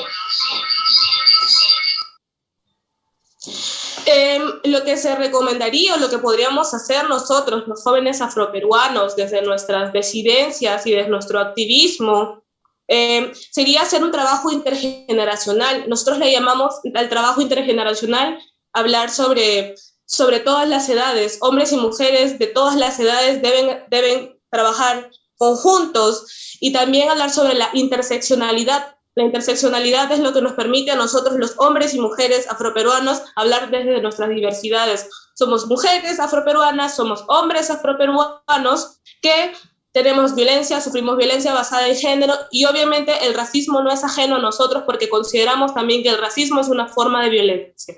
¿Yane? Voilà, elle dit que nous sommes des femmes afro-péruviennes, nous sommes des hommes afro-péruviens. Nous ne voulons pas être autant marginalisés parce que le racisme est une autre forme. Voilà, vous m'entendez? Voilà, bon, elle dit, nous sommes des hommes afro-péruviens, nous sommes des femmes afro-péruviennes et le racisme est une forme de violence, parce qu'à cause de cela, de toutes ces critiques-là, on ne peut pas s'ouvrir, on ne peut pas parler, nous ne sommes pas respectés et cela cela les marginalise. Elles sont marginalisées ici au Pérou, ce qui rend triste la situation.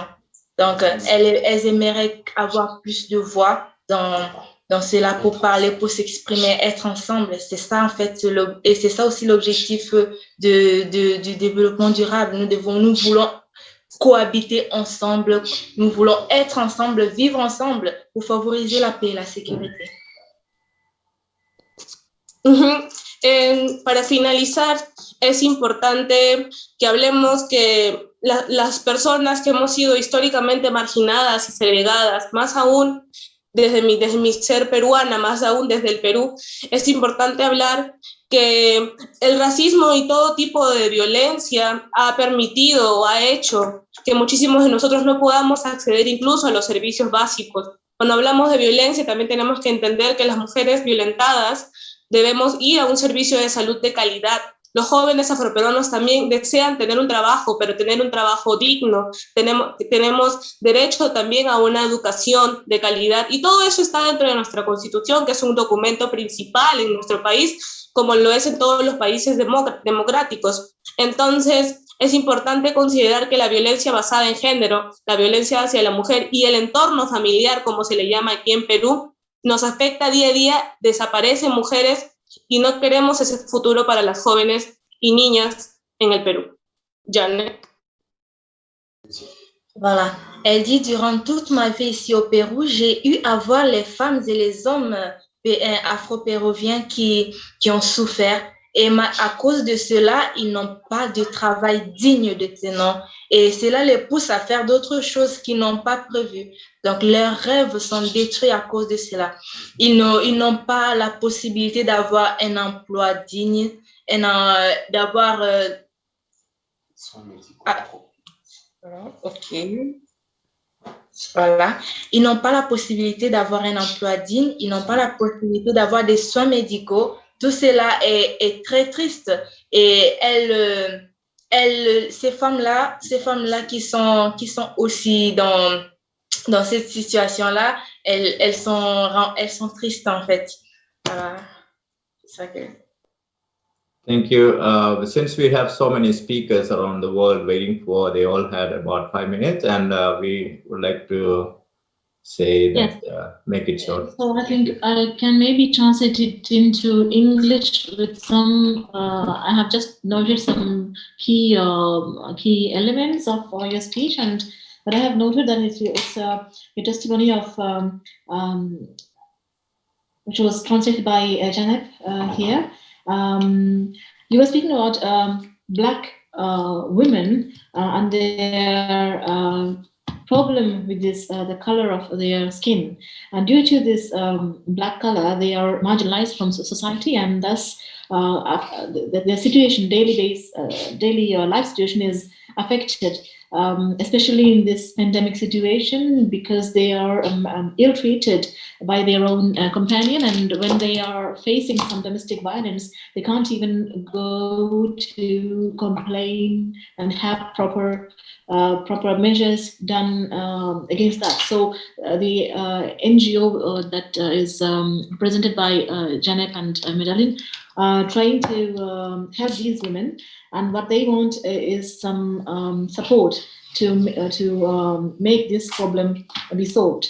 And not only women, but also the men, Black men are discriminated because in their constitution of Peru's constitution itself, this is justified, and this is not only violence, physical violence, but also moral violence, and because the Black women are not recognized in the constitution. So you were using Afro-Peruvian term and saying that you are marginalized from the society, and that racism is also another form of violence, and that this is a sad situation for Afro-Peruvian.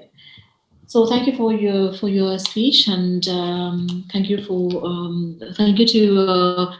Janep for your improvised translation, and we move on to the next speaker, and I call upon Deborah from South Africa, who is representative of SADF. Deborah, are you here from South Africa? I'm just looking for your name. If you can just raise your hand just to make us a sign. Deborah is not here, I think. I guess your audio was cut off when you called the name. Okay, I was calling Deborah. Deborah from South Africa, representing SADF NGO. Deborah, are you here? Okay, sure. So I can't see Deborah. So we can move on to our next speaker, who is this beautiful lady I see, Miss Pravina Ravindran from Canada. Pravina Ravindran, a human rights activist. Pravina, you here? Good afternoon, and thank you for having me. My name is Pravina Ravindran, and I am here today to speak to you about genocide and its patterns. At the age of 10, my life was simple. There was no stress, worries, or responsibilities, and in every waking moment, my eyes filled with curiosity and admiration for the world ahead of me. I would go to school, play with my friends, read bedtime stories with my parents, and never once worried about the things happening around me. Every day brought new discoveries, wonder, and excitement. I spent most of my time questioning the endless possibilities of life. And above it all, I felt safe. But for many children across the world, this reality could have only been a dream. It was during the summer of 1977. In a small town in Sri Lanka, a little boy about the age of 10 sat in a closet along with his 9 siblings and mother, hiding for his life. Having witnessed the killing of many people, for him, a normal day didn't involve playing with his friends or exploring the world, but rather he spent most of his time indoors, hoping to stay unnoticed. Years pass by, and one day, as this boy sits at the dinner table with his mother, a soldier barges into their home and takes him away. His mother screamed and wept as she witnessed what could have been the last time she saw her son. The soldier locked him up in a dark room amongst many other kids his age with limited resources to food or water. Months later, after finally being released, this boy had no choice but to leave his home and family behind in the search of a place where he no longer would be forced to hide away, but rather be proud to be a Sri Lankan Tamil. This story is only one of the thousands of Sri Lankans who had to flee their homes and families to escape the atrocities and save their lives. Having born and raised in Canada by parents who had to escape the war themselves, I gained an awareness to the Tamil genocide at a very young age. For years, the Tamil people of Sri Lanka had suffered the consequences of the trauma they had experienced in their past, separated from their families, not knowing when they would be able to reunite with them again. As stated by the 2016 Canadian Census, today there are over 150,000 Tamils in Canada, yet still this tragedy is rarely spoken about. The voices of the Tamils who suffered in Sri Lanka continue to go unheard. In the school curriculum, there is currently only importance given to the very prominent genocide known as the Holocaust. As a Tamil Canadian, I wish to be taught in my classroom about the injustice that happened to my people in Sri Lanka. However, this genocide, along with many others, are buried away as if they had not existed. The minimal attention to and exclusion of other genocides from school curricula only limits younger generations from completely acknowledging the truth of the world they live in and sends out a message that these genocides aren't as important as the one known as the Holocaust. As I stand before you today, I want to make it known that now is the time to act. This starts with educating our youth about the patterns of all genocides while also encouraging them to take action towards honoring its victims and survivors. Together, we are all working towards the same goal, to make it known that genocides happens in many parts of the world. As stated by Franklin Roosevelt himself, we cannot always build the future for our youth, but we can build our youth for the future. The future may be in the hands of our youth, but the foundational knowledge from which that future is based upon is in our hands today. Thank you.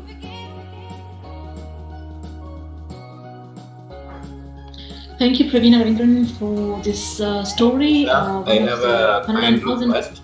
Nisa, I have a kind request. Tilaksi Sivaganesan is here. She have an exam to write this afternoon. If you can give her a chance to speak. Yeah, of course.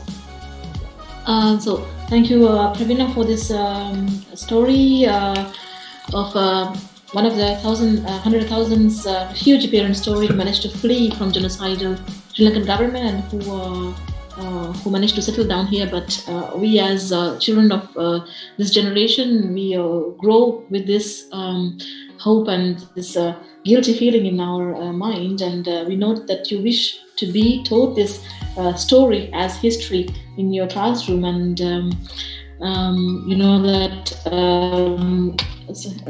history to be written by you. So we look forward from you for a better world. So now I call upon Tilaksha, just see in my list. Tilaksi Sivaganesan. Tilakshi Sivaganesan from Canada, human rights activist from Canada. Thank you. Tilakshi? Hello. My identity is behind a Tamil genocide.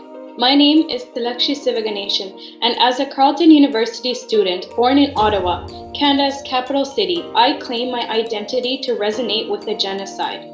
As a youth, it is vital to find out what your identity is. And while I was pursuing this search for who I am, I had to go to the core of my identity, which was where I was from. Not where I was born, but where I was really from, my ethnic background. Therefore, I had to do research, communicate, look around, and mostly understand my identity. I am a Tamil. Even though I was privileged enough to have a life full of opportunities in a first world country, my parents were both immigrants from Ceylon, known as Sri Lanka. I had to communicate with my parents to understand my identity as a youth residing in Canada. I had to ask them tough questions. Why are we here? What happened? What did you see? Are you at peace? These questions are, for anyone who escaped war, are not easy to answer. Some left my parents in tears, and others made them question their own identity. But these answers brought me closer to my identity. As a youth, my identity is a genocide.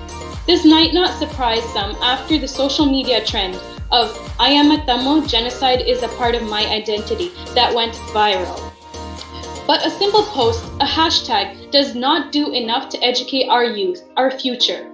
This hashtag brought the attention and the acceptance of a genocide, but simply is the bare minimum for all the lost lives at this war. We as a society need to educate our youth about our identity, make them understand why they are alive today, and acknowledge all the lives that didn't make it and condone for them. This is how genocide plays a role in the youth's identity. Educating our youth will value our identity and show our gratitude for the safety and security we as children of these Tamils have in a first world country. A man once told me, "Your age is not an excuse for your lack of knowledge, it is your lack of curiosity." This relates to the concept of cultural differences. As a second-generation immigrant, when I entered university, I told my mother, "It is getting difficult to hold and carry my Tamil values and conform to Canadian culture. I'm not sure which one to reside with." My mother was confused. But it was because as a young child, I could carry both identities equally. Monday to Friday consists of school, and Friday nights to Saturday nights were filled with all the Tamil classes and events possible to fit in those 3 days.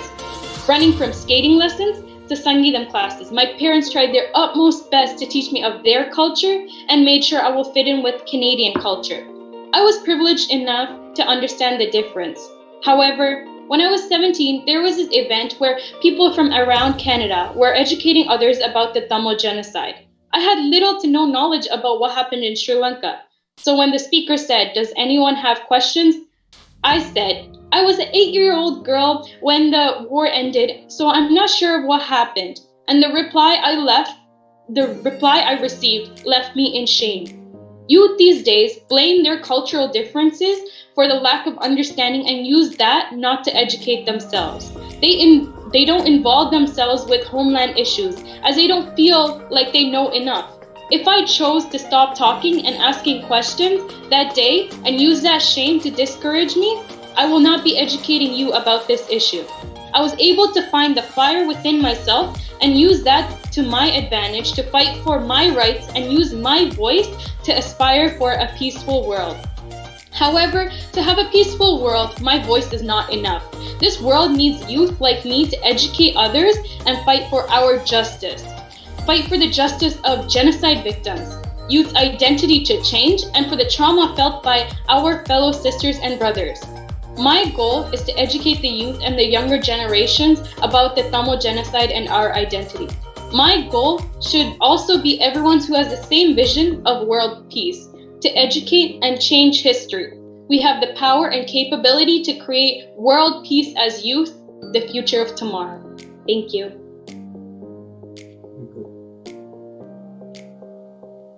Thank you, Tilakshi Sivaganesan, for this wonderful speech full of hope.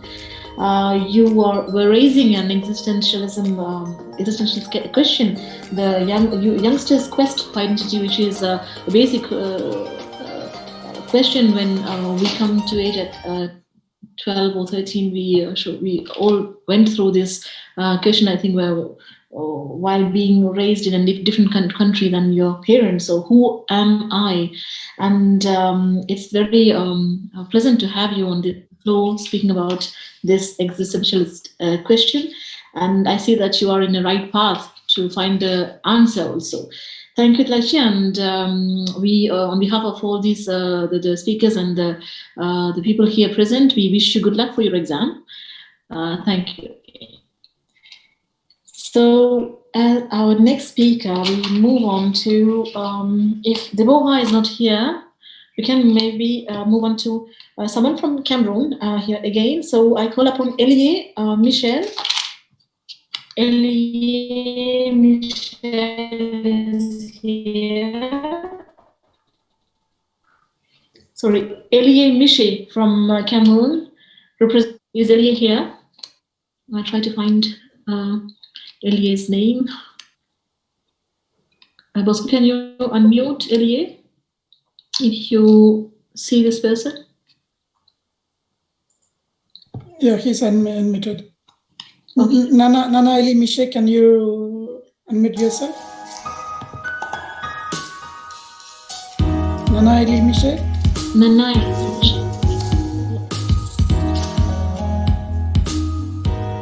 She was here. Oh, she's here. He's Nana. Mute.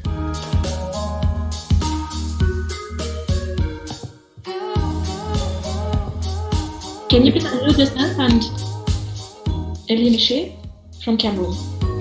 Okay, we can go to next people, next person. I think he. Okay, he seems to have some problem. If you can go to Rwanda, she's getting late on their time. Okay, so Vivian, Hirwa. hi. Yeah. Yes. I call upon Vivian Hirwa from Rwanda. Thank you. Good evening. My name is Vivian. I'm from Rwanda. I'm 23 years old. So my participation to this conference is to talk about the youth and their parents' trauma in the context of Rwanda. I want to go a little bit back in the background for me to make you understand the context. Rwanda was one of the last countries in Africa to be colonized. First by Germany in 1895, then Belgium from 1960. So the pre-existing ethnic groups of Hutu, Tutsi, and Kwa intermarried, and though with slight differences in matters of background and practices, they shared the same language, religion, and culture. However, when the Belgian colonial power designated people as Tutsi or Hutu, based on cattle ownership, physical appearances, church records, they then introduced the ethnicity card. Those cards during the 1994 genocide against the Tutsi will be used to determine whether a Rwandan lived or died. So in the genocide against the Tutsi in Rwanda, more than 1 million people were systematically killed.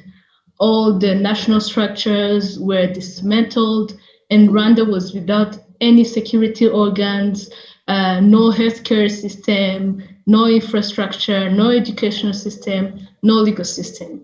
So today, exactly 27 years later, as we are commemorating tomorrow for the 27th time, Rwandan youth constitute more than 65% of the whole population. Many of these children were orphaned or were so young during the genocide.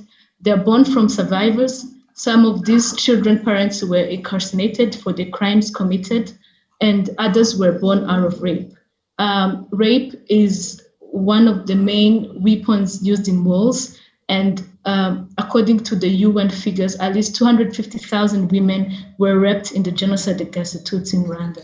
So these children born out of rape grew up bearing the stigma of children of murderers. They're shunned by their community and more often than not by their families as well. So they struggle with self-identity, social isolation, fear of rejection, and lacking a sense of belonging. So this trauma, whether it's being transferred from a broken community or affected parents, has an impact on our personalities and self-identity as we are the next generation. At some point, we are not allowed to be like other children, as we need to be caregivers of our broken community. So when we talk about this transfer, this transgenerational trauma or intergenerational trauma, as they call it, we were talking about how older people unconsciously or consciously externalizes their trauma into our personality, into their children's personality, meaning the offspring becomes the reservoir of the unwanted troublesome past of the older generation. So trauma can be transferred through words and through action, and it can affect us, the young people, or the next generation in two ways. Positively, in the sense that it sparks resilience, and negatively in the sense that youth lack a sense of belonging. It can lead to social isolation, lack of trust, low self-esteem, fear, anger, self-harming behaviors. PTSD, or even suicidal thoughts.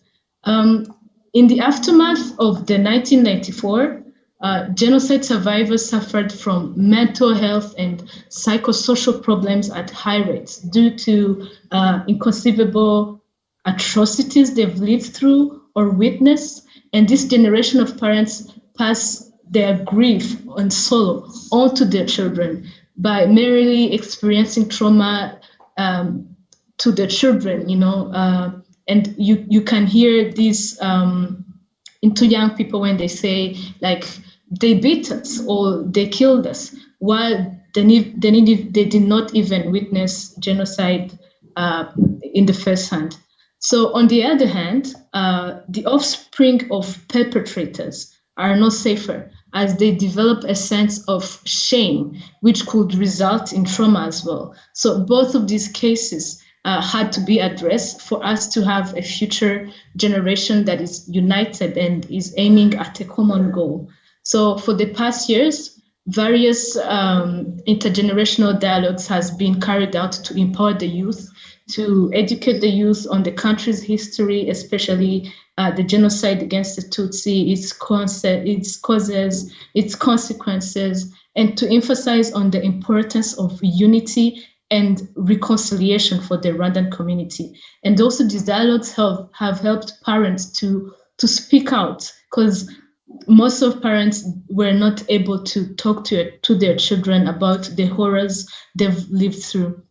So with this conversation, the youth are encouraged to heal and to embrace the collective national identity that we have as Rwandans.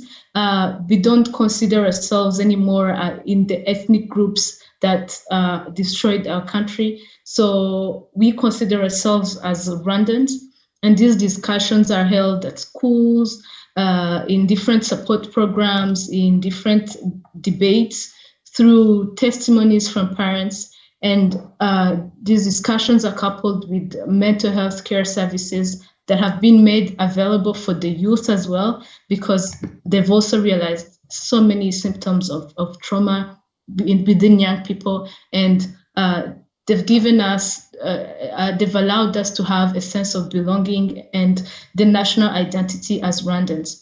So these discussions have also provided a safe space for us to learn from, to deal and to overcome our traumas and those inherited from our parents and our community. Thank you so much. Thank you, Vivian Hirwa, for joining us from Rwanda. And we note your testimony of Rwanda's post-war era situation that you call trauma, and especially the psychological trauma. We note also that through debates, the youngsters, the youth's will is to heal the wounds of this trauma. Thank you for this presentation. And for the next speaker would be, our next speaker would be Anjali Sritharan from France to present. Okay, so. Il est 20h.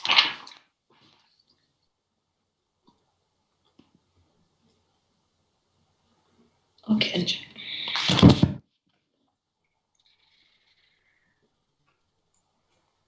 Policy of standardization, Tamils are facing educational discrimination just after the transfer of them to Sri Lanka.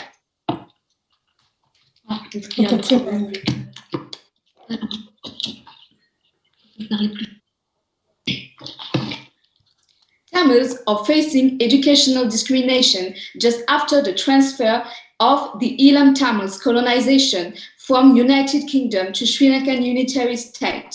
And Sinhalese chauvinism politics also use the policy of standardization to impose their racial discrimination on education against Elam Tamils. It was a policy implemented by the Sri Lankan government in 1971 to curtail the number of Tamil students selected for certain faculties in the universities. A number of Tamil students selected for certain faculties In 1972, the government added a district quota as a parameter within each language. In 1977, this policy was annulled and new policies were implemented for fair education. No students from districts with inadequate educational facilities are given an allocated quota, irrespective of their race. The government policy of standardization was in essence a discriminatory regulation to curtail the number of Tamil students selected for certain faculties in the universities. The benefits enjoyed by Sinhalese students as a result of this also meant a significant the Sri Lankan university student population calculated based on language they sit. Numbers of allocations were proportional to the number of participants who sat to the examination in that language. As guaranteed before the exam, Tamil share was dropped to the proportion of the Tamil medium students. According to 1971 exam results, a large proportion of the Tamil allocation was enjoyed by Tamils in Jaffna, and a large proportion of the Sinhalese share was enjoyed by the Sinhalese in Colombo.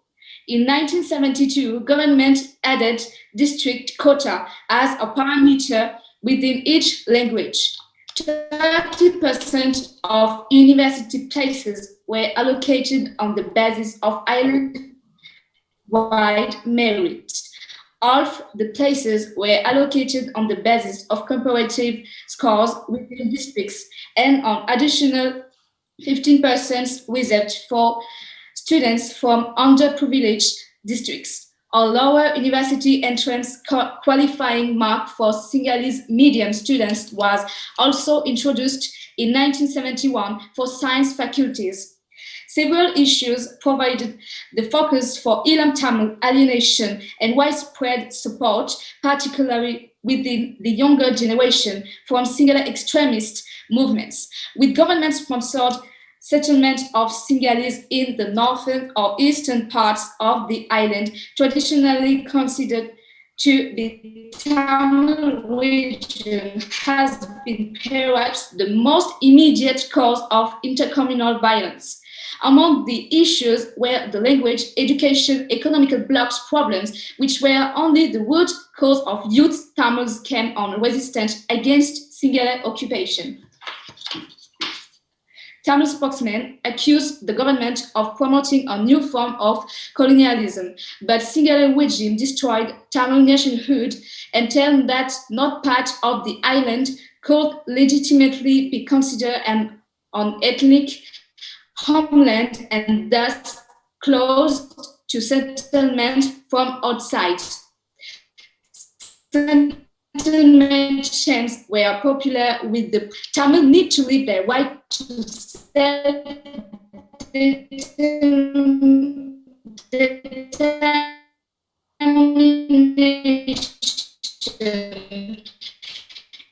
and currently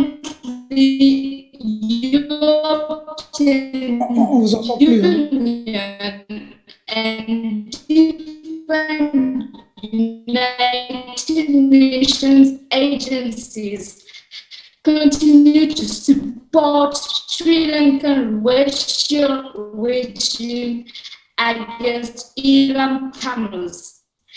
And they should stop to support the racial discrimination against Ilam Tamils. Thank you. Okay. Hello, can you hear me? Oui, maintenant on vous entend, mais la fin on n'a pas entendu, mais c'est pas grave. De toute façon, il y aura un rapport, donc. So continue, next speaker.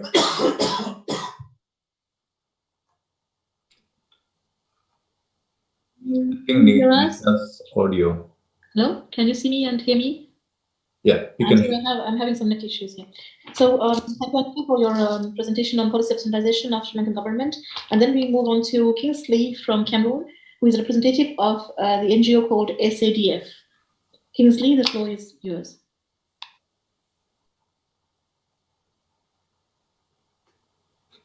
So his mic has to be unmuted. Now you can speak, Kingsley. Good evening, and thank you all once again for this wonderful opportunity for one to really express the issues we face this week, especially as concerning the women minorities.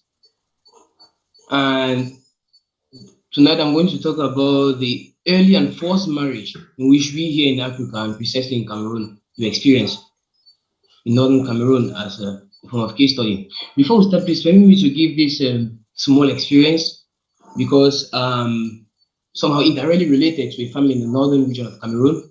And just one day, one of my, I can call him my brother, since we're somehow related, he told me he was getting married. I was like, wow, that's something nice, good news. And to my greatest surprise, he said the girl to whom he was to get married to was just 13 years old. You can imagine that 13 years old girl being sent to marriage. So I tried asking him to find out, but what really motivated him to take such a decision? And all he could tell me was he's just trying to follow the tradition that was being established by his forefathers. So this really gave me that impetus. This really gave me that motivation to do more research about that, because I was somehow shocked. I couldn't believe such a thing could be happening in the 21st century. And due to my findings, I could discover that about 89% of the population in the northern region of Cameroon know little or nothing against the laws that were enacted by Cameroon government against such a practice, which unfortunately they care less about such a thing. They see nothing bad in it, and so they decide to continue with such a practice. Still, with the findings, I discovered that about 15% believe that sending their own children at that very tender age, between 13 and 15, most especially, is some kind of a protection. They are like protecting their children from unwanted pregnancy and other things that might tarnish their reputation. And due to that, again, parents now go further to organize marriages so as for them to clean their reputation, so as for them to be looked upon as people who are reputable in the society. And this is because in their context, in their society, people who are not married, people who are single, are being regarded to as prostitutes, are being regarded as witches, and even infertile. So due to that, they do not want to tarnish the reputation of their family, and so see it as a means of sending their children for early marriage. The majority of the cases being reported were ages 13 to 15 who were being sent for early marriage. And even scientifically proven it is not correct, because due to that, they tend to have so many health issues and even give birth to children who come out prematurely or who have some kind of physical ailment, like brain damages. And what really caught my attention in that is the fact that most of those who were victims of such a practice were either illiterate or from poor backgrounds. But those who were the bourgeoisie, those who were from the wealthy families, they did send their children to school. Some were even lecturers in universities, which therefore that the law applied more. Their custom, and nobody to law, but their tradition and custom applied more on those who were either illiterate or who had no means. The Cameroon government has tried to make some attempts, has tried to put some institutions, some constitutions not in favor of that. They have really tried their very best, according to their level, if I can say so, to no avail, because it happens that most of the people have a follow-up. They just sign papers and nothing is being carried out practically. And worst of it all, looking at the statistics right from 2019, we see that the COVID-19 has brought such a practice in a higher state to why? Because since the effort that the government has been putting forth to send children to school, since due to the COVID-19, they could not go to school, and for some time the government was a bit confused on what method to use to really teach the children. they stayed at home for some time. Now, while being at home, parents were somehow afraid. They had that fear that their children, so we could have unwanted pregnancies or could carry some other diseases outside. So due to that, that accelerated their customs and tradition so as to arrange weddings, early marriage for their children. Most of those people, the women out there, some might be our aunts, some might be our cousins, some might be our sisters even. And really, me being indirectly related to such people really causes a lot of pain, because I can't imagine myself, if had it been I was a woman, in that kind of a zone at the age 13 be sent for early marriage. And in most cases, not even to people who rhyme with their age somehow. But most often, they were being sent to people who were far older than them, to people who could even be their fathers or even their grandfathers. And as a conclusion to the findings I did, I saw it as a suggestion, if possible, that to sensitize the mass, to try to educate the community on such things and to provide skills, really practical skills, and also support the network, because really out there, the level of sensitization is very poor. It's very poor. We can't imagine that up to 89% know little or nothing about such a practice. They are completely ignorant of it, which unfortunately is a real need for sensitization. Being the passionate activist I am, I really see this forum as an opportunity so as to expose the problem. It's true. It's often said that unity is strength. So I really believe that the cooperation that we'll have to be of great help, really help, so that we try to eradicate such a practice if possible. Because I can imagine in years to come, in 5 or 10 years to come, what women will look like, what women will become. The 8th March is recognized as the International Women's Day, and here precisely in Cameroon, it's a big feast. People do celebrate, it's an occasion for joyful moments, but the real motive of it is not well understood. Why? Because women are still being trampled on their rights. They are still being looked up as nothing. They can't work. All they have to do is just to sit at home and give birth to children. And when I talk of giving birth to children here in Africa, it's very common to find people with 10 children, 12 even, with little or no means. And imagine in such a situation, the parents, they themselves, the father, most precisely, the head of the family, has little or no means, is financially not stable, and just have to remove a small amount of money and give to the small girl in whom he calls as his wife, to be able to handle the house. Now, with that small money she has to struggle to feed the children. There have been many cases of attempted suicide, and really the rate at which people commit suicide, especially from that part of the country, is very high. Precisely, most especially from girls who are around 19 and 20 years, because they become fed up with life at one point in time. So I believe that if there is a good follow-up, if there is a good cooperation, such a thing can be eradicated, and you'll be of great help, because I can try picturing in my eyes, like try to really picture an image of women in that zone of the country where they will be free to exercise their right to go to school like any other children, to excel well, and why not also to be somebody important in the future. Thank you all for your kind attention. Thank you, Kingsley, for your wonderful speech about the problems faced by minorities. Especially, you drew our attention on the problem of marriages, of early marriages with little girls, underage girls, and you explained this by illiteracy and poverty. Thank you for drawing our attention to this specific problem. Our next speaker would be, so I'm trying to figure out if Benisa is here. Benisa from Bosnia and Herzegovina. She's a representative of the Post-Conflict Research Center. Is Benisa Bibuljica is here? Is Benisa here? If so, can you please raise your hand so that I can unmute you? Okay, since I don't see you, we pass to the next speaker, who is Ms. Prabhakaran Achanita, who whose dance we saw at the beginning of this forum. Prabhakar Archanita is a representative of World Women Solidarity Association. Can we have Archanita alias Artana? Yes, can you hear me? Yes, Artana. Can hear you. Welcome back. Okay, thank you very much.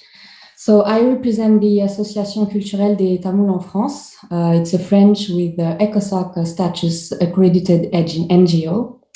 And I'm going to talk about the struggle of women and families victims of enforced disappearances in Sri Lanka.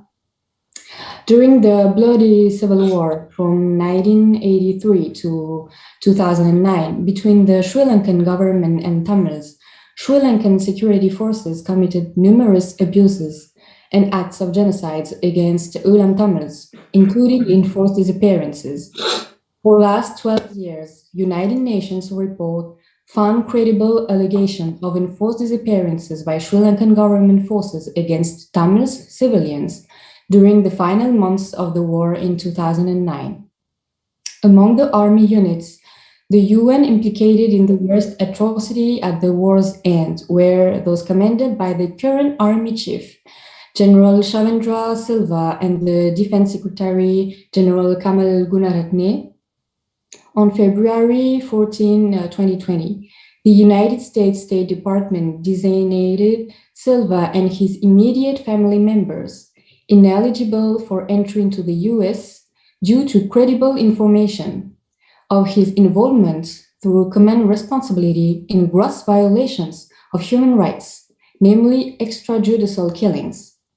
Sri Lankan security forces and intelligence agencies have intensified surveillance and threats against families of victims of enforced disappearances and activists supporting them since Gotabaya Rajapaksa became president in November 2019.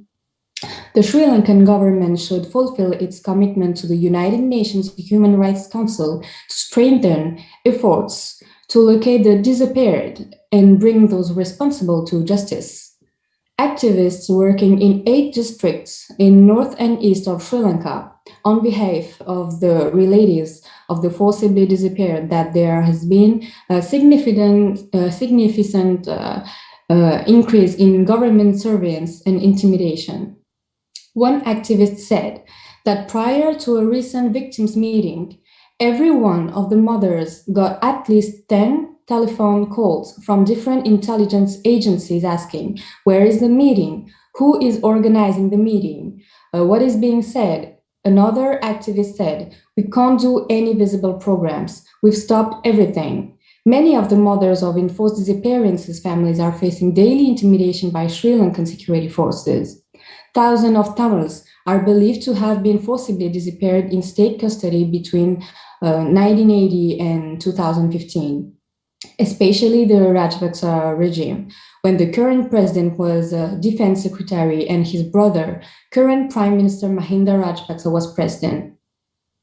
The issue concerning the handling of enforced disappearance cases in Sri Lanka is topical. Why is Sri Lanka known to have one of the highest number of disappearances and nothing is done to seek justice for the victims? The young girls and women are facing struggle from the occupied Sri Lankan security forces. Their family life are facing struggles under Sri Lankan unitary state occupation. The Sri Lankan government under Sirisena has created the Office of Missing Person, OMP, as a method of ensuring transitional justice on request of the UN Human Rights Council. However, the conditions under which this structure was established question the willingness of the Sri Lankan state to address enforced disappearances. President Rajapaksa has resisted demand for justice, including past Sri Lankan commitments to the UN Human Rights Council, and said at a recent meeting with the UN that the missing persons are actually dead. The above-mentioned dysfunctions imply that new solutions must be found to relieve the mothers and families of missing persons in their struggle. Since the internal management of the handling of enforced disappearances has failed, an international independent investigation is a first response to the situation in Sri Lanka. A UN special reporter for Sri Lanka will also be a solution for the respect of Tamil rights. The right of self-determination of the Tamil people is a legitimate demand since the policy of reparation is visibly ineffective. Impunity persists and Tamil victims face injustice. Thank you for listening.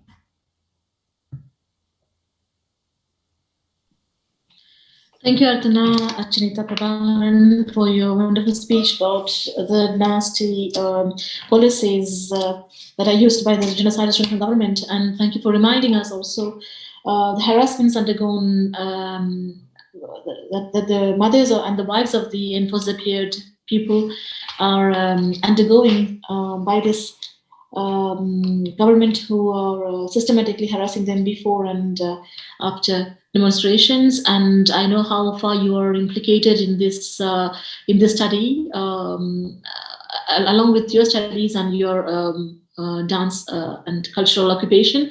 And I take this opportunity to congratulate you as well as your friends who are engaged with you in this cause to help these women there to raise their voice here in Europe, also mainly in the sphere of human rights, UN human rights mechanisms. So I really you. We don't hear you. And here present Anthony Amardini, Anjali. Okay, can you hear me now? Yeah. I think my net is, yeah, okay. So I was just congratulating all your team, and on behalf of everyone here, we congratulate you and we There's support one more you. person Thank you. speak. Nisa? Yes. Amaran is here, right? Yes. Amaran is here too. Yes, and so he is. He comes also. Yes. Where is Amaran? From Florida, USA. Actually, he's from California. Can Amaran? Can you please activate your video as well as your mic? Amaran? Hi, yeah. I call upon Amaran from Canada. No, he's from USA. Yeah, I'm Amaran from North Carolina in the USA, and I wanted to explore a question about how can we get justice for Tamils in Sri Lanka and prevent genocide from ever happening again. First, let's take a brief look at the history of the conflict in Sri Lanka. Sri Lanka was constructed on a Sinhala Buddhist ideology that persecuted the minorities in the island, including Burghers, Christians, Tamils, and Muslims. They conducted a well-planned genocide against the Tamils, which started with racist laws designed to disenfranchise the Tamil population. Next, major state-sponsored attacks were conducted on innocent Tamil civilians. Peaceful protests were countered with violence, and in 1983, the armed freedom struggle began. Thousands of Tamil civilians died, went missing, or fled the country during the war. The ethnic war came to a bitter end with a genocidal onslaught in May of 2009. Media and foreign aid organizations were ordered to leave, and tens of thousands of civilians were crammed into a no-fire zone designated by the government. The government then rapidly shelled the no-fire zone with no remorse. Over 140,000 innocent Tamil children, women, and men were massacred, and 25,000 to 30,000 were severely injured. Afterward, over 100,000 civilians were locked up in internment camps where they faced rape, torture, and disappearances from Sinhala soldiers. The Rajapaksa brothers, who conducted the genocide, are still in power, while the well-being and future of Tamils in the island look grim. Tamils have no rights or freedom to mourn the lost lives, and the Tamil-dominated areas in the north and east continue to be militarized. So how can we get justice for the Tamil people? First and foremost, there must be recognition. More than a decade later, the United Nations and member states still shy away from the use of the word genocide. Despite facts and evidence strongly supporting a legal finding of genocide, refusing to use the word genocide to describe the atrocities committed against the Tamil people is a slap in the face. The UN withdrew from the war zone around September 2008, thus enabling the genocide which makes them partially responsible. Furthermore, by not using the word genocide, countries are freeing themselves of their responsibility to hold perpetrators accountable. The next step in achieving justice is getting accountability. The perpetrators of the genocide must be identified and tried in International Criminal Court. Moreover, all war criminals must be sanctioned and have travel restrictions placed on them. These criminals have no fear of retribution and travel freely around the world. This is empowering them to continue subjugating Tamil civilians to excess surveillance, harassment, and torture. Additionally, the Sri Lankan government must demilitarize the northern and eastern provinces of Sri Lanka. In one district, there's more than one soldier for every 2 civilians, making it one of the most heavily militarized regions in the world. Even to this day, government-sponsored gangs continue to harass and threaten activists and civilians. These threats must stop immediately, and any civilians being unjustly held by the government should be released. To prevent genocide from ever happening again, the Sri Lankan government must implement devolution of power from the center to the provinces. Allotting the Tamil provinces more autonomy will better allow them to implement policies that can help these war-torn areas develop. The United Nations must also formally introduce policies on handling ethnic conflict and the transition to peace. Its decision to pull out of Sri Lanka in 2008 was a catastrophic mistake that laid the groundwork for genocide to happen with no international eyes watching. 73 years ago, after witnessing the Holocaust, the member states of the United Nations General Assembly made a significant promise. Never again would they allow such a sinister crime to take place. Every single member state agreed to suppress and punish the perpetrators of the genocide. But time and time again, this promise is broken. Whether it be with Uyghurs, Armenians, Tutsis, or Tamils, millions of innocent people have called out for help only for it to fall on deaf ears. It is imperative the international community acts to protect human rights in the best interests of world peace. I'd like to wrap this up with a quote from the great Martin Luther King Jr. "The time is always right to do what's right." Thank you. Thank you, Amarin Kandia, from joining from USA, and thank you for giving us a very powerful speech. I now call upon our next speakers, one after the other, because I don't know if whether you are all here. I think we haven't heard from Ramesh Ardish is still not here. I think Isabella Tovmasyan. If the people I'm calling are here, please just raise your hands. Benisa Bibuljika from Bosnia and Herzegovina. Jelena Uskokovic from Montenegro. Sarah Stefan from Ireland. And then Martin Simacek from Czech Republic. I think we can move directly to Toro. Okay, so thank you to all our wonderful speakers to have given us very powerful testimonies and very clear study of your themes. Now I call upon our special guest, Professor Thoreau, to give us your keynote speech. Thank you.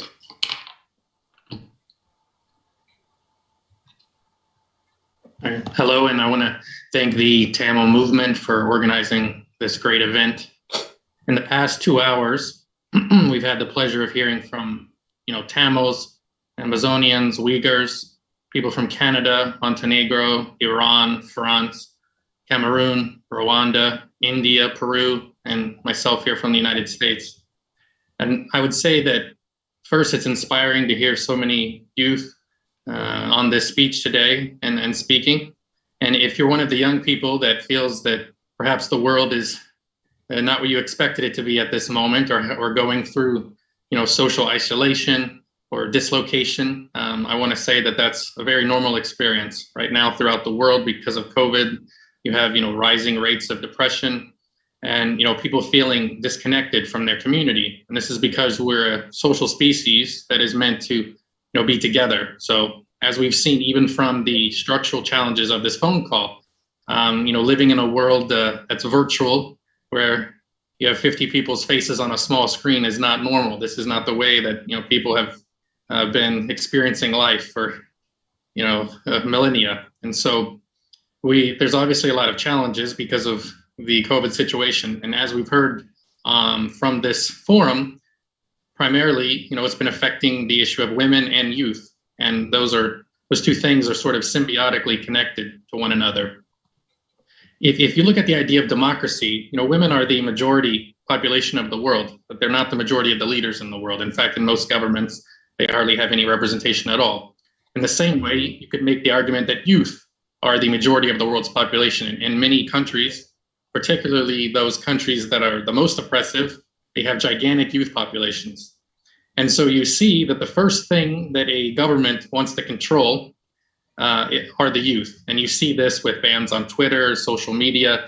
The very first thing, if you're going to oppress a population, that you have to do is you have to control the youth, because the youth are the sort of fire and the engine for a nation that usually take to the streets first, that construct the barricades, that maybe take up arms and head to the mountains as guerrillas. You see that it's the youth that dictators and oppressive regimes throughout the world fear the most.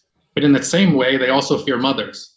The other group that's most threatening to them are sort of peace mothers, or mothers that gather, mothers of the disappeared. You see this throughout the world, whether it was dictatorships in Argentina, whether it's the issue of the Tamil mothers who gather to ask for their disappeared loved ones from the Sri Lankan government.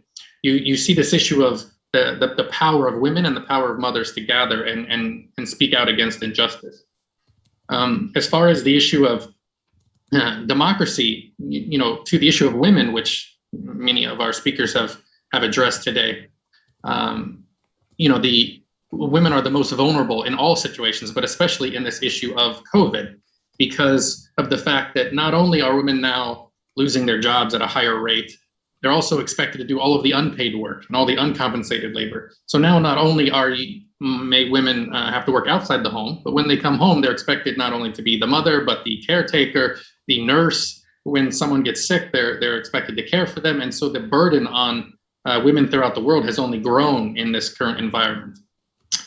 Just some statistics which I think draw out the harsh reality of women throughout the world. Sometimes we hear nowadays that, we've sort of reached equality and things are equal, but that's far from the case. I mean, just in this last year alone, they estimate that 1/3 of all women in the world have experienced male violence. 58% of all women are murdered or killed by an intimate partner or family member. 70 million young girls between the ages of 6 and 11 are still denied schooling. 650 million women were married before the age of 18. So this issue of child marriage, which several speakers have addressed. You have 33,000 child brides married off every day. And in fact, that's growing during this COVID pandemic when girls and women are not able to attend school. And 500,000 women die annually from pregnancy complications. And that's only been made worse by the strain that COVID has put on our healthcare systems. So when you go through all of this, and then you factor in the fact that 200 million women and girls have undergone female genital mutilation, which some speakers have addressed, and the fact that women do twice as much domestic work on average, most of it unpaid, and the fact that women are the majority of the world's population, but only 15% of the landowners, only 25% of those in government worldwide, and only 5% of the heads of state, when they should be at least 51% of the heads of state if you went by population. Some of the other challenges for women and throughout the world is you get the combination of their sexuality being policed. They're either too covered or not covered enough. They're either too promiscuous or they need more control from the family. You have issues where the father and the brothers assign themselves the role of protector, to use in quotes, of the family's honor, and they sort of try to control the women through these means. And these are all issues that are only getting worse, unfortunately, because of the situation. In the current environment of COVID-19, you see that 23% of women, it's estimated, are thinking of leaving the workforce. And again, this is because of those domestic obligations that I spoke about earlier, where they're expected not only to do everything at home, but also work outside the home. Also because women are disproportionately in jobs such as marketplaces and selling goods outside, a lot of the states that have shut down and gone into quarantine, women are the first to lose their jobs in these environments, because women don't oftentimes work in jobs where they can work at home throughout the world. They're the first to experience this economic burden. Now, as far as solutions that we can look at, one of the first things that the United Nations can do is basically just provide funds. A lot of times we talk about issues of psychology or things socially, but really it's a material basis where a lot of this problem stems from. We need to be able to put cash into the hands of women, especially single women, women with young children, and women who have lost their jobs because of the pandemic.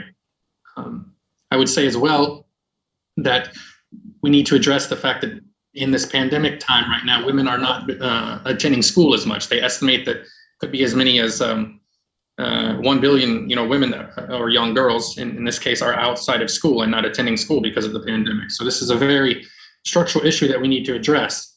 And a lot of the international bodies have estimated that it might take up until 2030 just to erase the damage that's been done from the past year, just in the rights of women throughout the world.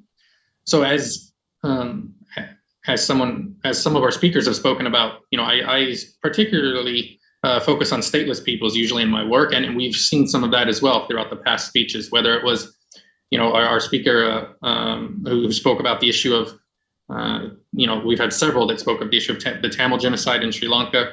But we've also heard about the Uyghur situation in East Turkestan.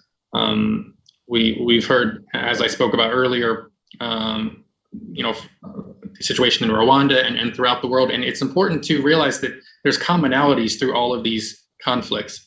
Although the nations are different, the symptoms and the structural conditions are usually very similar. And what you have is a situation where these governments occupy and oppress, a stateless people usually, and women and youth bearing the brunt of that. And then they want to destroy the culture, which is why it was important that we had the cultural dance, I believe, presented here today earlier, because really culture is the incubator of a nation's identity. If you want to destroy a people, if you want to deny a people's existence, the first thing you want to do is destroy the culture.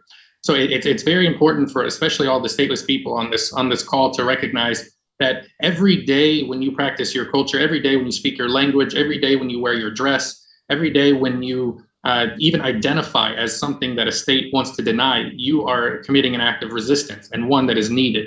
And it's only through this combination of millions of tiny acts of resistance where the states that oppress their populations start to realize that they can't do that anymore.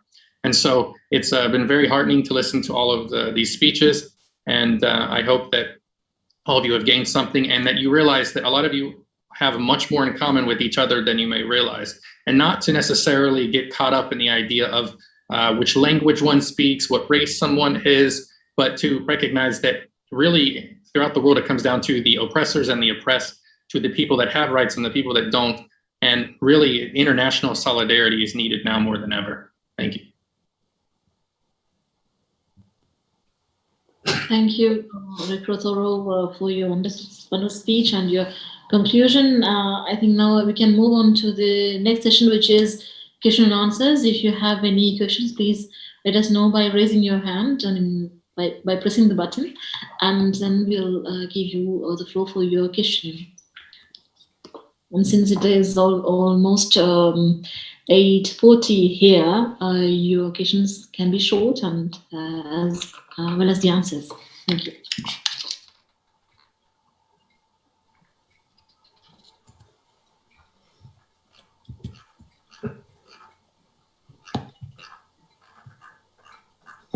I don't think that any questions. I think Vivian asked a question, I think. Yeah, please raise your hand so that we can easily identify you and give an opportunity. Can be a question. Vivian, are you still there? So, Vivian? Yes, I'm there. No question for me, thanks. There is a person called Ernest Aki is raising his hand.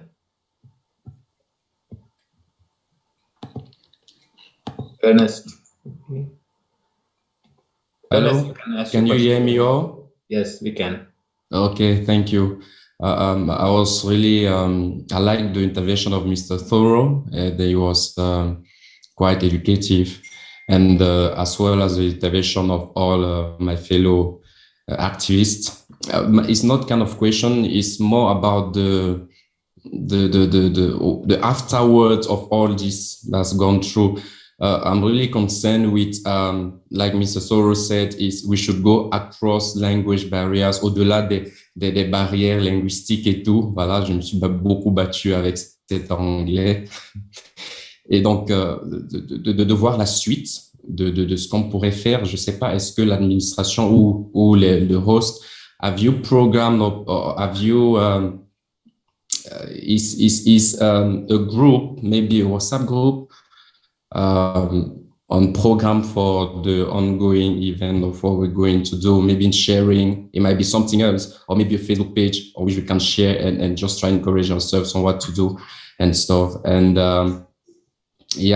basically, I would still like to remind, I know I already sent to Bosco about this petition. It will be very hard. It will go straight to my heart that all this family, because we're already a family fighting for almost the same cause, signing this petition. Thank you all. That was it. Anybody else? Anybody else have any questions? Thank you, Ernest. I understand that you. Yeah, I think we can maybe with Anthony Yamardani, the president of the JET, we can maybe organize a WhatsApp group if you leave us your phone numbers to be in touch with what can be done after this ECOSOC forum. So maybe Yamardani and all the others from JET can come together to create a WhatsApp group so that we can exchange on the, as he said, la suite de cet événement. So if can we have some other questions from other people? For add, I think in future we should organize this kind of alternative conference together on the way first to share information, because I think it's really, I mean, at the peak of the events there was about 66 or 64 people on at the same time. So this is also very important. That's why I think it's very important that when we organize this kind of event, if you can also be part of the organizer by asking to other people to come together and participate for that, because this is the only way to create an alternative movement and work together. And I think, I mean, I don't know if the person from, I mean, you know, it's really very good. So don't hesitate. And for more information, I will try to create a group, and also we can try to organize minimum one conference per month, and with a special rapporteurs, or also with the UN special rapporteurs, and also with other member of parliament, etc. So yeah, it's possible. Thank you. Anyone has any questions or remarks to do? No, I don't have any questions, but I would like to congratulate. I can just tell you that. I would like to congratulate all the youths from around the world who has participated in this event. I've been very carefully noticing and listening to every single speeches done today. I want to congratulate them, and they have done a good job, and they did their homework. And I want to tell them, just keep it up. You are the future. Not only to the world, also to the Tamils who is struggling to get justice for the victims. And again, thank you so much for every one of you. You guys did a good job. Thank you so much. And particularly, I would like to thank Kabir from Uyghur community. When we asked them, when we approached them, they came forward with the full willingness and cooperated with us. Thank you, Kabir, and I will also pray for your community to get justice. And also at the same time, I would like to thank Vivian from Rwanda. She attended 3 meetings with us, or actually 2 meetings with us. So when we scheduled the meeting, it was 7:30, 7 o'clock in Canada. For her, it was like 1 o'clock in the morning. But regardless, she have participated and prepared the speech and cooperated with us to organize this. I would like to thank you, Vivian. Keep up the good work. Thank you so much. And everybody else from Canada, France, and every single place. I've seen people from Cameroon, Uyghur, every one of you did a good job. Thank you so much. And especially, I would like to thank Mr. Trudeau for being with us today. It was so encouraging to see that you are with us. Thank you so much. And we'll see you in the future, near future. Thank you so much. Thank you, Mr. Vimal Navaratnam, for your speech of thanking speech, because that this way you facilitate this task, because I was hesitating if I should do this, because since I look at the time, it's very late and I don't want to take much time in doing a speech thanking everyone and each of you. But at the same time, I can tell you one thing. It's we already have Nico from the United Nations NGO. I mean, they are congratulating the ECOSOC Youth Forum, and they are congratulating especially the JET Association for this effort to organize this event, and they are very much impressed by this event, and we already have some positive echoes, and that is a good sign. So please remain with us. We have to be united and to have this international solidarity. I don't know how we can organize that, but maybe you can send us your email address and your telephone number, so that we can create a new group of this youth forum and to keep in touch this way. So maybe Bosco, you want to add anything before we end up? Yeah, just I think we can end up, because it's I mean it's a place for youth, so I think they talk a lot, and just I want to say that, you know, we want to make a book of this event. So please, for the people who want to send us, please send us about because a few people are already sent it. So for those who didn't send it, please send it again. We need a small biography of each people who intervene. Then we need also about their intervention. You know, about 600 or 700. Full text of their. Yeah. Then also you can give us a written format statement, which is about 1,500 to 2,500 words. Then we can make it a booklet, and it will be an official document of this event, and it will be available in all the library across the world. So that's why it's very important. So please, all of you who participate, please send us that. It's very important. Thank you. I think we can close. Yeah, I would like to say that all the Canadian and US speakers has provided. You can watch this event. You can watch this event also, which is broadcasted on YouTube in Tamil Movement's website, which is Tamil Movement's YouTube channel. You can type Tamil Movement, and you will find this in a video format. Thank you for your participation, and we hope to see you in another action for a better world. Thank you. Yeah. Okay. Thank you very much to all, and bye.